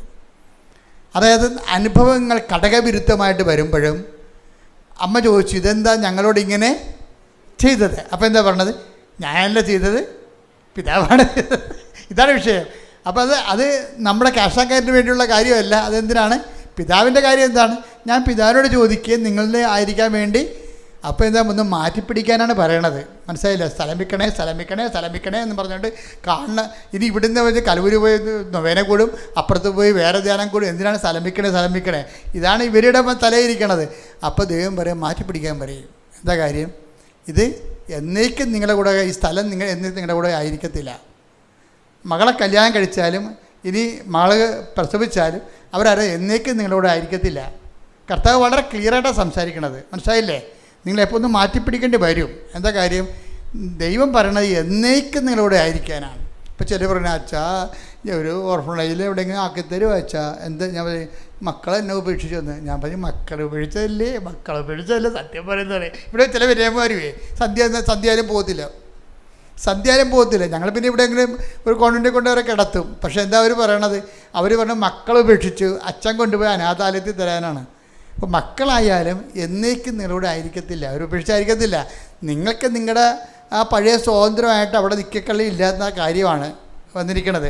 ചിലപ്പോൾ വന്ന ആൾക്കാർക്ക് നിങ്ങളുടെ സംസാരം പോലും ഇഷ്ടമുണ്ടാകത്തില്ല. നല്ല കാര്യം. അപ്പോൾ ഈ വന്ന വരുമ്പോഴൊക്കെ അവർക്ക് പഠിച്ച ആൾക്കാരാണ്. അവർക്ക് നമ്മുടെ സംസാരം എന്നെ വർത്തമാനാണെന്ന് ചോദിക്കും. എന്നെ വർത്തമാനാണ്. ഇപ്പോൾ ഞങ്ങൾക്ക് ദൈവമേ എൻ്റെ വീട്ടിൽ തന്നെ. അപ്പോൾ മകനാണെങ്കിൽ എന്ത് ചെയ്യും? മകൻ നമ്മുടെ കൂടെ കൂടുക? ഒരിക്കലും കൂടെ. അവനെ കെട്ടിക്കുമ്പോൾ തന്നെ ഉപേക്ഷിച്ചേക്കണം മകനെ. പല പ്രശ്നവും എന്താണ്? കെട്ടിച്ചിട്ട് നിങ്ങൾ കെട്ടിപ്പിടിച്ചോണ്ടിരിക്കുകയല്ലേ? അതാണല്ലേ പ്രശ്നം. കെട്ടിക്കുമ്പോൾ തന്നെ മാതാപിതാക്കന്മാരെ വിട്ടെന്ന് പറഞ്ഞില്ലേ? ഈശോ അല്ലേ പറഞ്ഞിരിക്കണത്? മാതാപിതാക്കന്മാരെ വിട്ട് ഭാര്യയോട് ചേരും. അപ്പം തന്നെ വിട്ടേക്കണം. അത് 90ാമത്തെ വയസ്സും പിടിച്ചോണ്ടിരിക്കുകയാണ്. ഒന്നും പ്രതീക്ഷിക്കരുത് എന്ന് കർത്താവ് പറയും. ഇനി എന്താ വിടണത്? എന്നേക്കും നിങ്ങളോട് ആയിരിക്കാൻ മറ്റൊരാശ്വാസകൻ. അതാണ് വിഷയം. മകനൊരു ആശ്വാസകനാണ്, ഭർത്താവ് ഒരു ആശ്വാസകനാണ്. ഈ സംഭവമൊക്കെ കുറച്ച് കഴിയുമ്പോൾ ചത്തുപോകും. എന്നിട്ട് നമ്മൾ കുഴിക്കാൻ പോയി കഴിഞ്ഞാൽ 8 മണിക്കത്തെ കുർബാനയും കൂടിയിട്ട് കുഴിക്കാൻ പോയി പ്രാർത്ഥിച്ചിട്ട് അവിടെ തന്നെ ഇരിക്കും. എന്താണ്? പഴയ കാര്യവും ഓർത്തുകൊണ്ടിരിക്കും. എന്തൊക്കെ ആളെ വിട്ടുപോയില്ലേ? വിട്ടതായിട്ട് നേരത്തെ കൂട്ടണം മക്കളെ, കൂട്ടി എഴുതി തള്ളണം. എന്താ കാര്യം വെച്ച് കഴിഞ്ഞാൽ എപ്പോഴായാലും ഈ നമ്മുടെ കയ്യിലുള്ളതെല്ലാം ഈശോ പറഞ്ഞല്ല, നിങ്ങൾ സമ്പാദിച്ചതെല്ലാം ആരുടേത് ആകും അല്ലേ? ചോദ്യമല്ലേ? അടിപൊളി ചോദ്യമല്ലേ? ക്രിസ്തുവിനെ അറിയണം. അല്ല ക്രിസ്തുവിൻ്റെ ആനുകൂല്യം കൊണ്ട് ജീവിതകാലം മുഴുവൻ ജീവിക്കാനൊന്നുമില്ല. ക്രിസ്തു തന്നെയാണല്ലോ പിതാവിൻ്റെ ആനുകൂല്യം. കൈയടിക്കട്ടെ, സ്തുതിക്കട്ടെ. Hallelujah, hallelujah, hallelujah, hallelujah.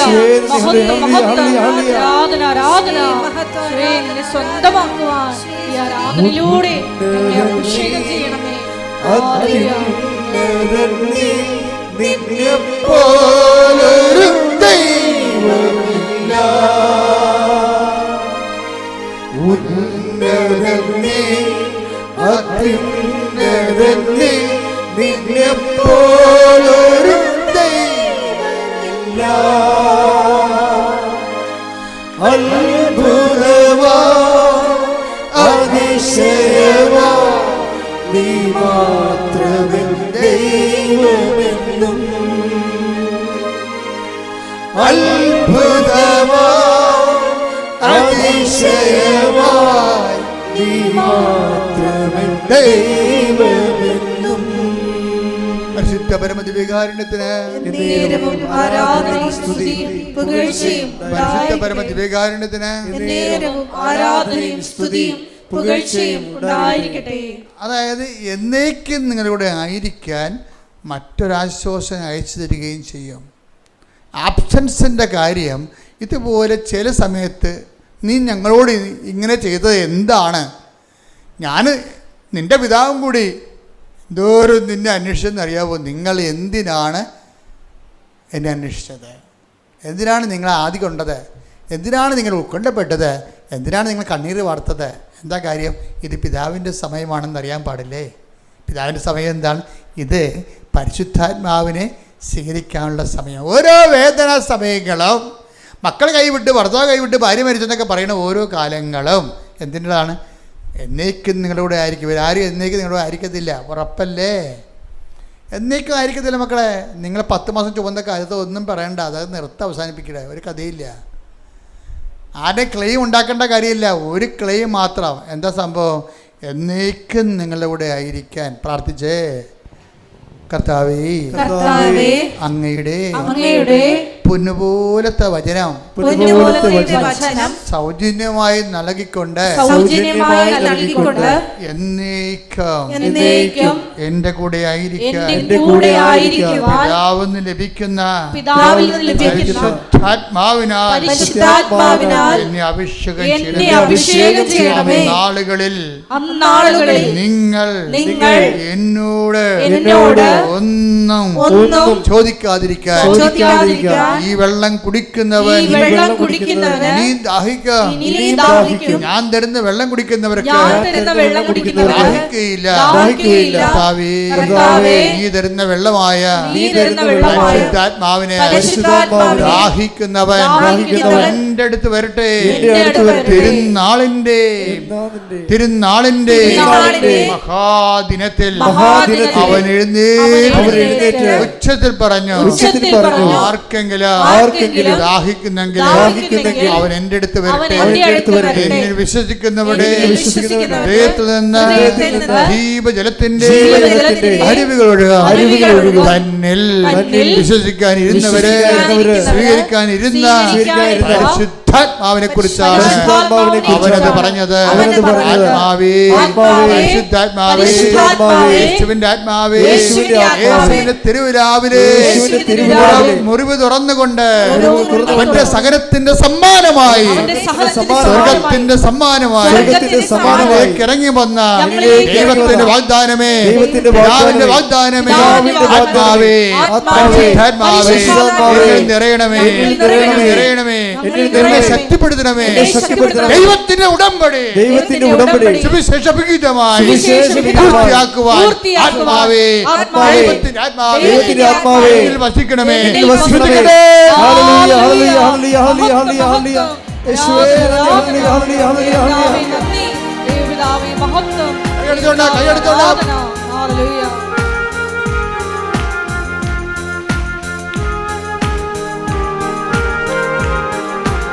സന്തോഷത്തോടെ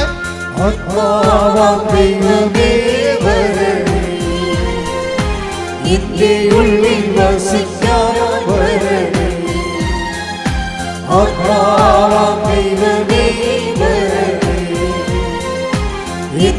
ഉള്ളിൽ വസിക്കാൻ വരണേ. ദാഹിച്ചു നിന്നെ ഞാൻ തേടുന്നു, സുഖത്തുറന്നിറങ്ങി നീ വരണേ. ദാഹിച്ചു നിന്നെ ഞാൻ തേടുന്നു, സുഖത്തുറന്നിറങ്ങി നീ വരണേ. ആത്മാവാം ദൈവമേ വരണേ, എന്റെ ഉള്ളിൽ വസിക്കാൻ വരണേ. ആത്മാവാം ദൈവമേ വരണേ, എന്റെ ഉള്ളിൽ വസിക്കാൻ വരണേ. Hallelujah, hallelujah, hallelujah, hallelujah.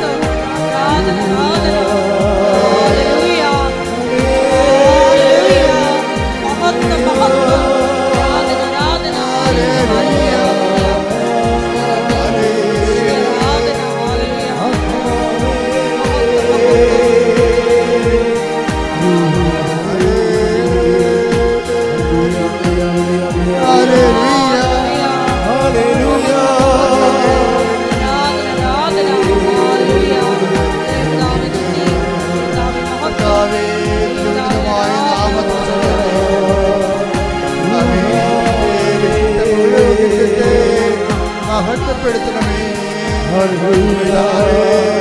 സഭയിലുള്ള സാന്നിധ്യം പ്രകടമാക്കണമേ.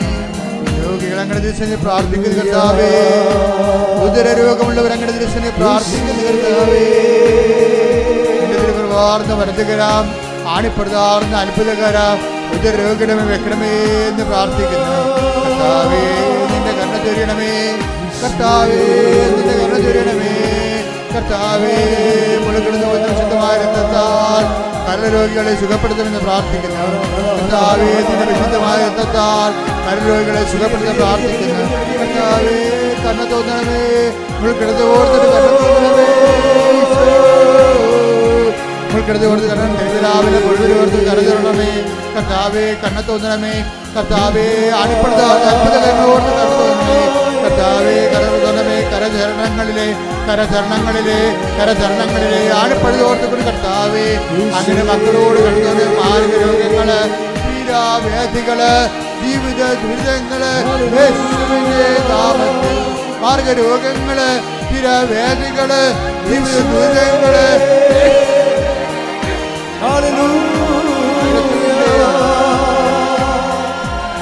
സ്തോത്രം.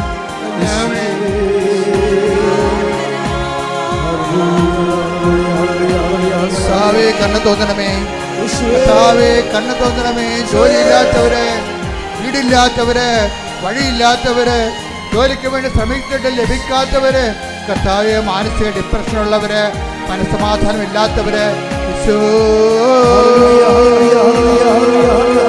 കണ്ണു തോന്നണമേ കർത്താവേ.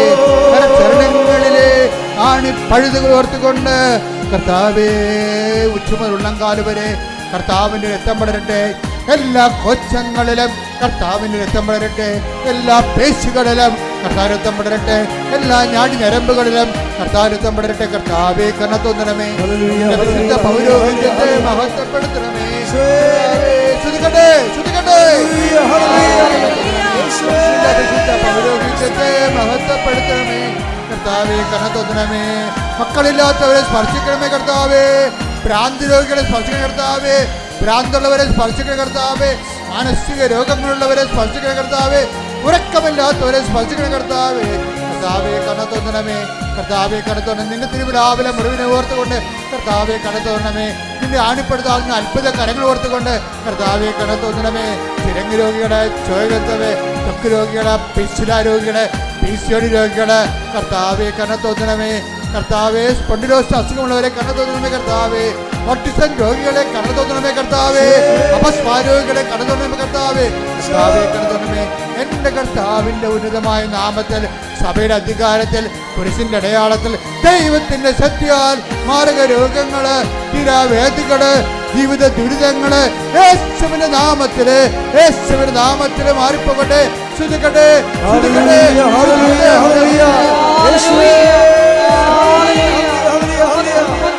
ജീവിത ദുഃഖങ്ങള്, ജോലിയില്ലാത്തവര്, വിസ തട്ടിപ്പിൽ കുടുങ്ങിപ്പോയവര്, പണം നഷ്ടപ്പെട്ടവര്, ഇന്റർവ്യൂവിന് പങ്കെടുക്കാൻ പോകുന്നവര്, പരീക്ഷയുടെ റിസൾട്ട് പ്രതീക്ഷിക്കുന്നവര്, പരീക്ഷ എഴുതിക്കൊണ്ടിരിക്കുന്നവർ, എഴുതാൻ പോകുന്നവര്, വീട് വിൽക്കാനുള്ളവര്, വീട് എടുക്കാനുള്ളവര്, യേശുവിന്റെ നാമത്തില് മാർഗ തടസ്സങ്ങൾ, ജീവിത ദുരിതങ്ങള് യേശുവിന്റെ നാമത്തില് മാറിപ്പോകട്ടെ. ശ്രുതിക്കട്ടെ.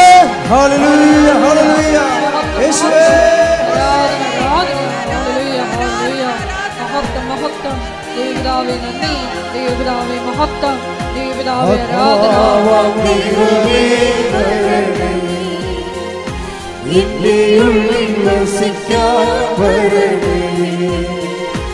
ആത്മാവാം ദൈവമേ വരണേ, എന്റെ ഉള്ളിൽ വസിക്കാൻ വരണേ. ദാഹിച്ചു നിന്നെ ഞാൻ തേടുന്നു, സ്വർഗം തുറന്നിറങ്ങി നീ വരണേ. ദാഹിച്ചു നിന്നെ ഞാൻ തേടുന്നു, സ്വർഗം തുറന്നിറങ്ങി നീ വരണേ. ആത്മാവാം ദൈവമേ വരണേ, എന്റെ ഉള്ളിൽ വസിക്കാൻ വരണേ. കണ്ണുകളടച്ച് കൈകൾ കൂപ്പി കർത്താവിൻ്റെ സാന്നിധ്യം നിറഞ്ഞു നിൽക്കുന്ന സമയമാണ്. കൈകൾ ഒതുക്കി വെച്ചുകൊണ്ട് മാതാവിൻ്റെ മാധ്യസ്ഥ ഈശോൻ്റെ സന്നിധിയിലേക്ക് വരാനിടയാക്കിയ ഇന്നത്തെ ദിവസത്തെ ഓർത്തുകൊണ്ട് മനസ്സുകൊണ്ട് നന്ദി പറയുക. മലമൂത്രങ്ങൾ അറിയാതെ പോകുന്ന രോഗിയെ കർത്താവ് കാണിക്കുന്നുണ്ട്. ആ രോഗിയെ കർത്താവ് സുഖപ്പെടുത്തിയിരിക്കുന്ന 67 വയസ്സിനും 57 വയസ്സിനും ഇടയ്ക്കാണ് ആ രോഗിയുടെ പ്രായം. കർത്താവ് വ്യക്തിയെ കിടക്കുമ്പോൾ വെറുതെ ആ വ്യക്തിക്ക് ബോധമില്ല, മലമൂത്രങ്ങൾ അറിയാതെ പോയിക്കൊണ്ടിരിക്കുന്ന ഭയങ്കരമായ സങ്കടമാണ് ആ കുടുംബത്തിന്. കർത്താവ് അത് ഏറ്റെടുക്കുന്നയാളെ കാണിക്കുന്നുണ്ട്.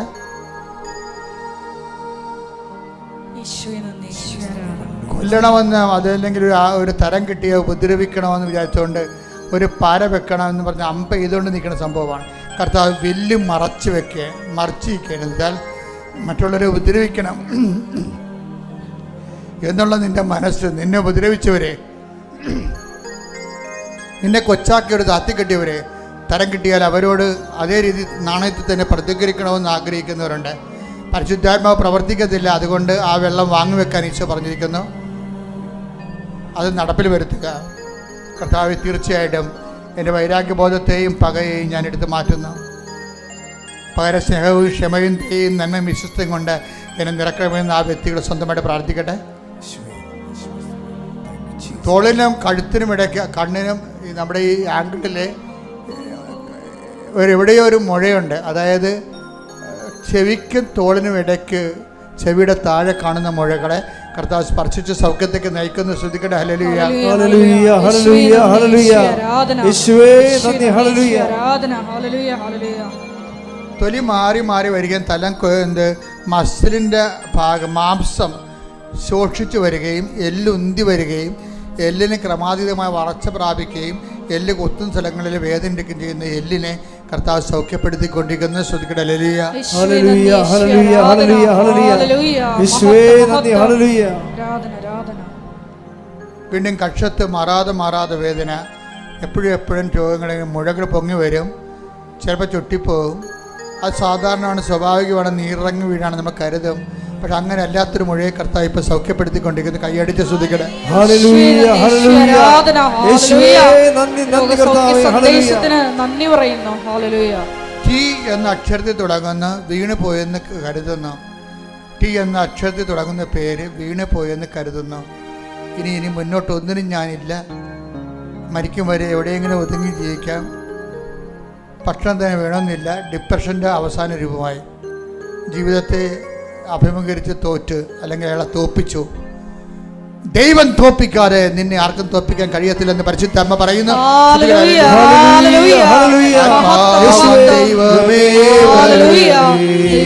കൈയടിച്ചുകൊണ്ട് ഒരുമിച്ച് പറയും.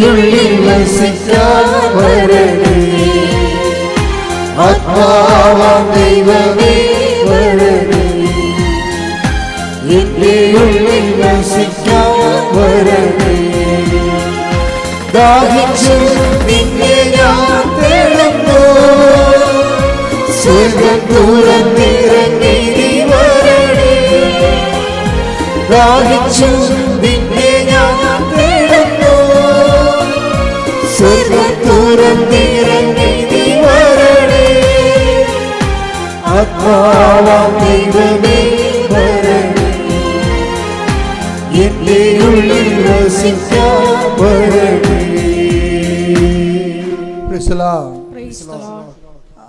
അമേരിക്കയിൽ ധ്യാനിപ്പിച്ചപ്പോഴേ അവിടെ ഫിലാഡൽഫിയയിൽ അവിടെ ധ്യാനിപ്പിക്കാൻ എന്നെ വിളിച്ച അച്ഛൻ ഫിലിപ്പച്ചൻ, ലെനിനച്ഛൻ എന്നോട് ചോദിച്ചു, ഞാൻ പോരുന്നതിനൊരു ദിവസം ചോദിച്ചു, അച്ഛാ എപ്പോഴും ഞാൻ കരഞ്ഞുകൊണ്ടിരിക്കണേ, കർത്താവിൻ്റെ കാര്യങ്ങൾ കേൾക്കുമ്പോൾ എൻ്റെ കണ്ണ് നിറയും, കുർബാന അർപ്പിക്കുമ്പോൾ എൻ്റെ കണ്ണ് നിറയും, കുർബാന അർപ്പിക്കുമ്പോൾ എൻ്റെ കണ്ണ് നിറയും, കർത്താവിൻ്റെ കാര്യങ്ങൾ കേൾക്കുമ്പോൾ ആരുടെയെങ്കിലും ദൈവാനുഭവം വരുമ്പോൾ എൻ്റെ കണ്ണ് നിറയും, എനിക്ക് ഭയങ്കര ചമ്മൽ തോന്നണം അച്ഛാന്ന് പറഞ്ഞ് എന്നെ മാറ്റി മുറി കൊണ്ടുപോയി വെച്ച് ചോദിച്ചതാണ്. ആത്മീയ കാര്യമായതുകൊണ്ട് നിങ്ങൾക്കും ഇത് ചിലപ്പോൾ ഗുണം ചെയ്യുമെന്ന് വിചാരിച്ചുകൊണ്ടാണ് ഞാൻ നിങ്ങളോട് പറയണത്. അപ്പോൾ എന്നോട് ചോദിച്ചാൽ അത് എന്താണെന്ന് ചോദിച്ചു. അപ്പോൾ ഞാൻ പറഞ്ഞു അച്ഛൻ അപ്പോൾ അച്ഛൻ CP വർക്കി അച്ഛൻ്റെ പുസ്തകം ഒന്ന് വായിക്കണം, ജീവൻ്റെ പ്രകാശം എന്ന് അതിൻ്റെ പേരെന്ന് ഞാൻ പറഞ്ഞു. CP വർക്കി അച്ഛനെ മരിച്ചുപോയി, നമ്മുടെ ഷാലോവിൻ്റെ അച്ഛനായിരുന്നു, ഷാലോവിൻ്റെ സ്പിരിച്വൽ ഫാദറായിരുന്നു, വലിയ അച്ഛനായിരുന്നു. അപ്പോൾ അദ്ദേഹം ഒരു പുസ്തകം എഴുതിയിട്ടുണ്ട്, ജീവൻ്റെ പ്രകാശം. അതിൻ്റെ അകത്ത് ഒരു വാക്ക് മുഴുവനും കണ്ണീരിൻ്റെ വരങ്ങളെക്കുറിച്ച്, ദ ഗിഫ്റ്റ് ഓഫ് ടീയേഴ്സ്. ഇപ്പം ഞാൻ ഇവിടെ വന്നപ്പോൾ നമ്മുടെ ലക്ഷൻ ആൾക്കാർ അത് തന്നെയാണ് പറഞ്ഞുകൊണ്ടിരിക്കുന്നത്.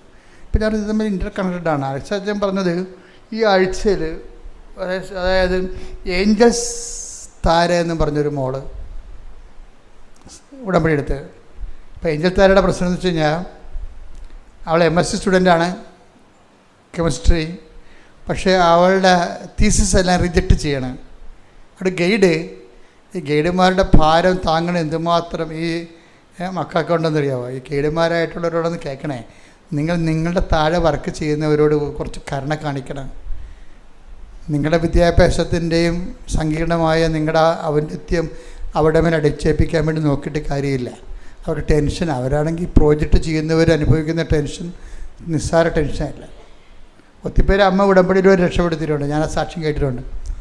അപ്പോൾ ഇവരുടെ പ്രശ്നം വെച്ചാൽ എല്ലാം ക്യാൻസൽ ചെയ്ത് കളയും, എല്ലാം ഒരു ഡീപ്രമോട്ട് ചെയ്ത് കളയും, ഒരു പ്രോജക്റ്റും അംഗീകരിക്കത്തില്ല. ഇവർക്ക് ഭ്രാന്ത് പിടിച്ചു.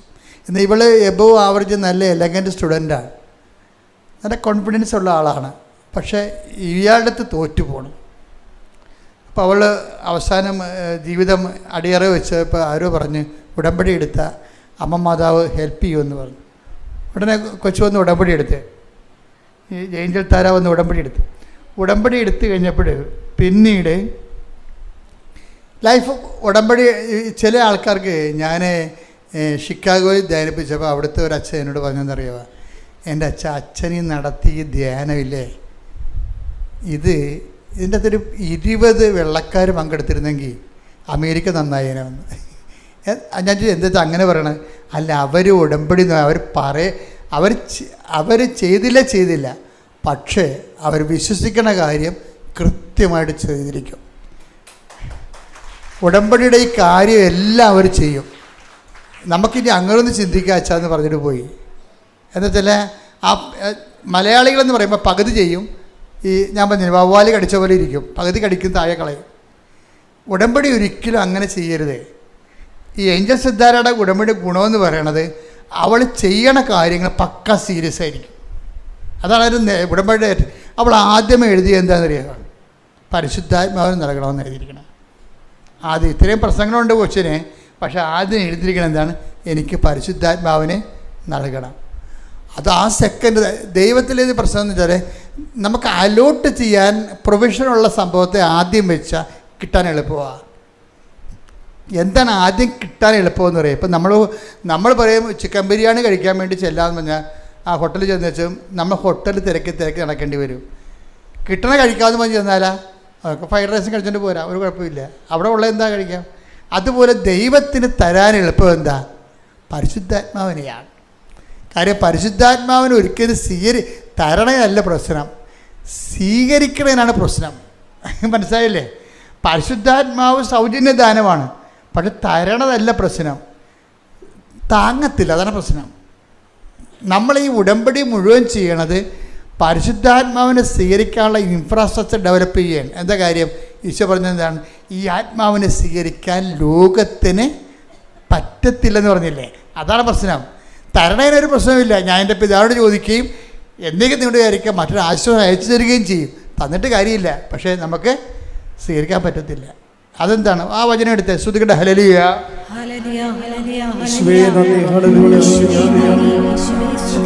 14:17 യോഹന്നാന്റെ സുവിശേഷം. ഈ സത്യാത്മാവിനെ സ്വീകരിക്കാൻ ലോകത്തിന് സാധിക്കുകയില്ല. ഈ ലോകമാണ് ഈ പ്രോബ്ലം നിൽക്കുന്നത്. ഈ ലോകത്തെ ഹരിച്ചു കളയാൻ വേണ്ടിയാണ് നമ്മൾ ഉടമ്പടിയിൽ ഓരോ പൊസിഷൻ വെച്ചിരിക്കുന്നത്. നിങ്ങളുടെ സ്റ്റാറ്റസ് ലോ ചെയ്യുമ്പോൾ നിങ്ങൾ ഞാൻ തഹസിൽദാരാണ്, കളക്ടറാണ്, അതുകൊണ്ട് ഞാൻ ഉടമ്പടി എടുക്കത്തില്ല എന്നൊക്കെ പറഞ്ഞില്ലേ. അപ്പോൾ പിന്നെ എടുക്കുന്നവരെന്ന് പറയണത്, പിന്നെ എടുക്കുന്നവർ അത് കരുതിക്കൂടി എടുക്കാം. ശരി, കുറച്ച് പ്രാർത്ഥിക്കാം, 5-6 ദിവസം നല്ലോണം പ്രാർത്ഥിക്കാം, എന്തെങ്കിലും നടക്കുമെന്ന് നോക്കട്ടെ. അങ്ങനെ കുറേ പെരിച്ചാടികൾ ഉടമ്പെടുത്തിട്ടുണ്ട്. എന്ന് വെച്ച് കഴിഞ്ഞാൽ അത് കുറച്ച് നോക്കാമെന്ന് പറഞ്ഞത് അങ്ങനെയല്ലേ സംഭവം. അത് ലോകാരൂപിയാണ്, അവരതൊന്നും ചെയ്യത്തുമില്ല. അതാണ് ഈശോ പറഞ്ഞത്. തരുന്നതിന് കുഴപ്പമില്ല, സ്വീകരിക്കാനാണ് കുഴപ്പം. സ്വീകരിക്കാൻ എന്താണ്? ഞാനെങ്ങനെ പത്രം കൊടുക്കണത്? അവരല്ലേ നമ്മളെ വിളിക്കുക, തന്തക്ക് വിളിക്കുക, അത് തോന്നിയ ദിവസം പറയുക. അപ്പം അവരെങ്ങനെയാണ് അത് ചെയ്യണത്? കഴിഞ്ഞ ദിവസം വിജയകുമാർ സാർ പറഞ്ഞു, ഞാൻ യൂത്തിൻ്റെ ഒരു സർക്കിൾ ഉണ്ടാക്കാൻ പോവുകയാണ്. എന്തിനാണ്? കൂട്ടത്തോടെ സുവിശേഷ വേല ചെയ്യാൻ. ഒറ്റക്ക് പോയി കഴിഞ്ഞാൽ ആൾക്കാർ എന്തെങ്കിലുമൊക്കെ പറയുമ്പോൾ അവർക്ക് മനസ്സുമെടുക്കും. ഞാനൊന്നും മിണ്ടില്ല. അങ്ങനെ പുള്ളിക്ക് ചെയ്യട്ടെ എന്ന് വിചാരിച്ചു. പക്ഷേ കൃപാസനത്തിൽ എന്താണ്? ഒറ്റക്ക് പോകണം. തന്തയ്ക്ക് വിളി കേട്ടാലും ഒറ്റക്ക് പോകണം. എന്താ കാര്യം? നിൻ്റെ കൂടെ മാതാവുണ്ടെന്നുള്ള ബോധ്യം. സഞ്ചാരി മാതാവല്ലേ അല്ലേ? അല്ല കൂട്ടം കൂടി ആയിട്ടാണ് പോണത്? അല്ല, ഒറ്റക്ക് പോകണം. കർത്താവിൻ്റെ കൂടെയുണ്ട്, ഞാൻ നിന്നെ ആശ്രയിച്ച് അയക്കുന്നു. അപ്പോൾ അപ്പോഴാണ് ദൈവത്തിൻ്റെ ഇവാഞ്ചലിസ്റ്റ് പ്രേക്ഷിതനായി പോണത്. അല്ല, ഇത് പാർട്ടി പ്രവർത്തനമല്ലല്ലോ, കൂട്ടം കൂടി പോയി വട്ട് പിടിക്കുകയല്ല.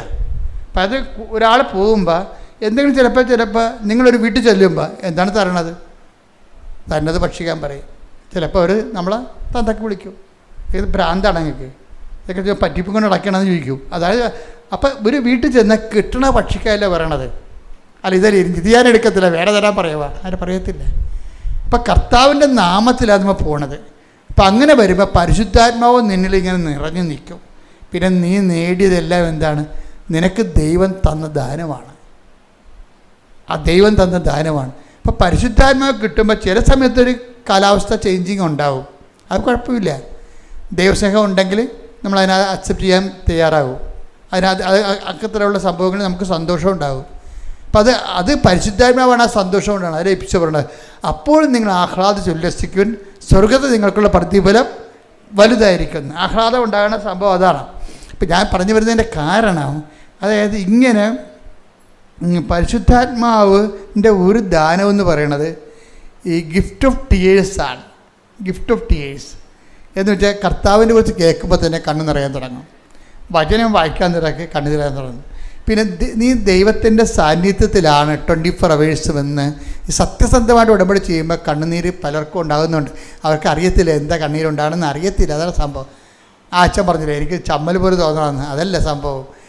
ദൈവികമായ കാര്യങ്ങളെ കേൾക്കുമ്പോഴും പറയുമ്പോഴും കണ്ണ് നിറഞ്ഞുകൊണ്ടിരിക്കും ദൈവസ്നേഹത്തിൽ. അതായത് അത് ഏത് വിഷയത്തിലാണെങ്കിലും ബൈബിളിൽ കണ്ണീരിനെക്കുറിച്ച് ഒത്തിരി പറയും. നിൻ്റെ കണ്ണീരില്ല, ഞാൻ കുപ്പി ശേഖരിക്കും. എന്താ കാര്യം? ആത്മഭാരത്തോടെ കരയണതാ. ദൈവത്തിന് വേണ്ടിയുള്ള ദൈവത്തിൻ്റെ അകത്ത് കയറി ദൈവസ്നേഹത്തോടെ ചെയ്യുമ്പോഴാണ്, ദൈവത്തിൽ ആശ്രയിച്ച് ചെയ്യുമ്പോൾ ദൈവസ്നേഹത്തിൽ ഔട്ട് ബേസ്റ്റായി പോകും ആൾക്കാർ. അപ്പം അതുകൊണ്ടാണ് ഈ അങ്ങനെ ഔട്ട് ബേസ്റ്റായിട്ട് ചെയ്യുന്ന സംഭവങ്ങൾ ഞാൻ കുപ്പി ശേഖരിക്കും. അപ്പോൾ 56:8 പറയത്തില്ലേ? പിന്നെ അതുപോലെ കണ്ണീരോടെ വിതക്കുന്നു എന്നൊക്കെ പറയത്തില്ലേ? ഇപ്പം 126:7 പറയത്തില്ല. എന്താ പറയണത്? അവർ കണ്ണീരോടെ വിതക്കുന്നു, ജയഘോഷത്തോടെ കൊയ്തുകൊണ്ട് വരുന്നെന്ന്. ഇപ്പം കണ്ണീരിൽ വിതക്കുമ്പോൾ ഓർക്കുക, ആത്മാവിലാണ് അഭിഷേകത്തിൽ ആ സംഭവം ചെയ്യണത്. അപ്പം അതിന് ഇവളുടെ ഫലം എന്ന് പറഞ്ഞാൽ എന്താ വെച്ച് കഴിഞ്ഞാൽ, ഉടമ്പടി ചെയ്ത് കഴിഞ്ഞ് പിന്നീട് ആ പണ്ടുണ്ടായിരുന്ന തീസിസ് റെക്കോർഡ് അതുപോലെ തന്നെ കൊണ്ടേ കൊടുത്തപ്പോഴും പിന്നെ എക്സലൻ്റ് ഇയാൾ മാറ്റിക്കളഞ്ഞ ദൈവം. ആ ആളെ അങ്ങേരുടെ മാസ്റ്റർ ഗൈഡിനെ മാറ്റിക്കളഞ്ഞ് മനസ്സ്, അയാളെ മാറ്റിയില്ല, പക്ഷെ അയാളുടെ മനസ്സ് മാറ്റി. എന്താണ്? ഇവൾ പണ്ട് കാണിച്ച് തെറ്റ് വാങ്ങിച്ചിട്ടുള്ള സാധനം തന്നെയാണ് ഇപ്പം പുള്ളിയെ കൂടെ കാണിക്കുമ്പോൾ എല്ലാം ഗുഡ് എക്സലൻ്റ് എന്ന് പറഞ്ഞ് കൊടുക്കണം. ആളെ മാറ്റും. ദൈവത്തിന് ഒരു സമയം മതി. അതാണ് പരിശുദ്ധാത്മാവിനെ തന്നെയാണ് ശരിക്കും പറഞ്ഞാൽ, പ്രത്യേകിച്ച് ഉടമ്പടി പുതുക്കിയ ആൾക്കാർ ഇനി പരിശുദ്ധാത്മാവിന് വളരാൻ വേണ്ടി പ്രത്യേകം ശ്രദ്ധിക്കണമെന്നാണ് എൻ്റെ അർത്ഥം. അതുപോലെ തന്നെ ഒരു സാക്ഷ്യമാണ് നമ്മൾ ഈ പ്രാവശ്യം കേട്ടത്. അതായത് അനീലയുടെ സാക്ഷ്യം. അനീലയുടെ മകൾക്ക് 4ാം ക്ലാസ്സിൽ പെങ്കൊച്ചാണ്. 4ാം ക്ലാസ്സിൽ ഒരു വയറുവേദന ഉണ്ടായി, കൊണ്ടുപോയി ആശുപത്രി കാണിച്ച് സ്കാൻ ചെയ്തു. ആ സ്കാൻ വീട്ടിൽ വെച്ചു. 14ാം വയസ്സിലും വയറുവേദന ഉണ്ടായി അതുപോലെ തന്നെ. അപ്പോൾ അതിന് സ്കാൻ ചെയ്തപ്പോൾ പറഞ്ഞ്, നിങ്ങൾ പണ്ട് ഡോക്ടർ ആദ്യം സ്കാൻ ചെയ്തപ്പോൾ ഡോക്ടറൊന്നും പറഞ്ഞില്ലേ എന്ന് ചോദിച്ചു. ഡോക്ടറൊന്നും പറഞ്ഞില്ല, മരുന്ന് തന്ന് തീർന്നു എന്ന് പറഞ്ഞ്. എന്നാലും ആ സ്കാനിങ് റിപ്പോർട്ട് ഉണ്ടോ കയ്യിൽ? അതുണ്ടെന്ന് പറഞ്ഞ്. അത് വായിച്ചപ്പോൾ എന്താ സമയം അതിൻ്റെ അകത്ത് എഴുതിയിട്ടുണ്ട്, ഈ കൊച്ചിന് യൂട്രസ് ഇല്ലെന്ന്, ഗർഭപാത്രം ഇല്ലെന്ന് അന്ന് എഴുതി വെച്ചിട്ടുണ്ട് ആ സ്കാൻ റിപ്പോർട്ടിൽ. അത് പിന്നെ അന്നത്തെ ഡോക്ടർമാർ വിചാരിച്ച് വളരുമ്പോൾ ശരിയാവുമെന്ന്. 14ാം വയസ്സിൽ ഇപ്പം സ്കാൻ ചെയ്തപ്പോൾ യൂട്രസ് ഇല്ല. ആ പെങ്കൊച്ചിൻ്റെ അമ്മ തകർന്നു പോയി. അവൾ ഉടമ്പടി എടുത്ത് കണ്ണീരോടെ അമ്മയുടെ മുമ്പിൽ, അമ്മേ എൻ്റെ പെങ്കൊച്ചിൻ്റെ ഭാവിയില്ല. അപ്പോൾ ഡോക്ടർ പറഞ്ഞ്, അപ്പോൾ ഇതിൽ ഇവൾ ഉടമ്പടി എടുത്തേച്ച് ഉടമ്പടി തൈലം എടുത്തിട്ട് ആ പൊക്കിളിൻ്റെ താഴെ ഗർഭപാത്രം നേരെ ഒരു കുരിശ് വരച്ച്, അമ്മേ ഇല്ലെങ്കിൽ ഉണ്ടാക്കി തരണം, എനിക്ക് അമ്മയിലാണ് വിശ്വാസം എന്ന് പറഞ്ഞു. പിന്നെ MRI എടുക്കുമ്പോൾ ആ വയസ്സിൻ്റെ ഗർഭപാത്രം അവിടെ അമ്മ വെച്ച് കൊടുക്കും. അപ്പം ഇത് ഉടമ്പടിയിൽ ഇതിൻ്റെ അപ്പുറത്ത് നടക്കും. മരിച്ചവരെ ജീവിച്ചു വരും. കാര്യം എന്താണ്? അത് അമ്മ മാതാവ് പ്രത്യക്ഷപ്പെട്ടതിൻ്റെ ഭാഗമായിട്ടാണ് ഉടമ്പടി വരണത്. അതുകൊണ്ട് നമ്മൾ പ്രത്യക്ഷ പ്രാർത്ഥന ചെല്ലണത്. അപ്പോൾ പ്രത്യക്ഷ പ്രാർത്ഥന ചെല്ലാൻ വേണ്ടി നിങ്ങൾക്ക് തന്നിരിക്കുന്ന സമയം 5:30 to 6:30. അതിനുള്ളിൽ നിങ്ങൾ ചെല്ലിയിരിക്കണം. അതിൻ്റെ കൂടെയാണ് ഇപ്പം അച്ഛൻ്റെ കൂടെ നിങ്ങളെ ഡെയിലി ബ്രെഡ് കേൾക്കുന്നത്. അത് ഷെയർ ചെയ്യണം. അതിൻ്റെ പ്രാർത്ഥനയിൽ പങ്കെടുത്തിട്ട് അതിൻ്റെ അഭിഷേകം മേടിച്ചിട്ട് വേണം എല്ലാ ദിവസവും മുന്നോട്ട് പോകാൻ. കാര്യം അനുഗ്രഹമൊക്കെ വിരൽത്തുമ്പിലാണ്. പക്ഷേ ചോദിക്കേണ്ടത് ആരെയും? പരിശുദ്ധാത്മാവിനോട് ചോദിക്കേണ്ടത്. Praise the Lord. എല്ലാവരും മുട്ട നിൽക്കുക. സംഭാവന ആശീർവാദം.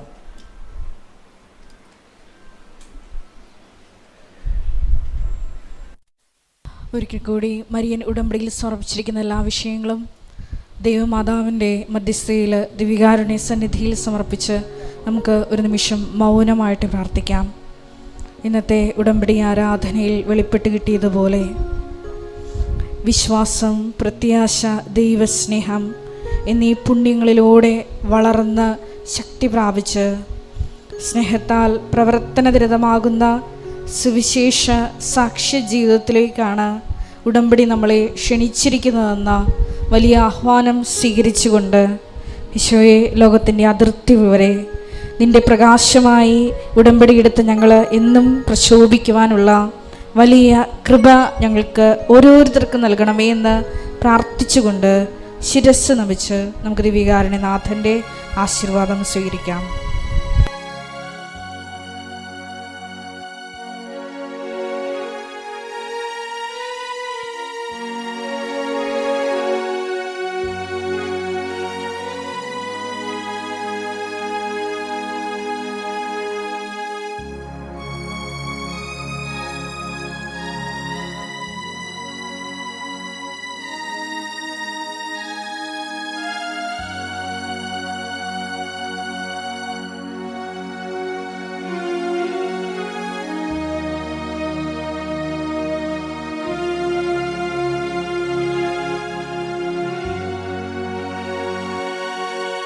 പരിശുദ്ധ പരമമാ ദിവ്യകാരുണ്യമേ, എന്നുമെന്നും അങ്ങേക്ക് ആരാധന. പരിശുദ്ധ പരമമാ ദിവ്യകാരുണ്യമേ, എന്നുമെന്നും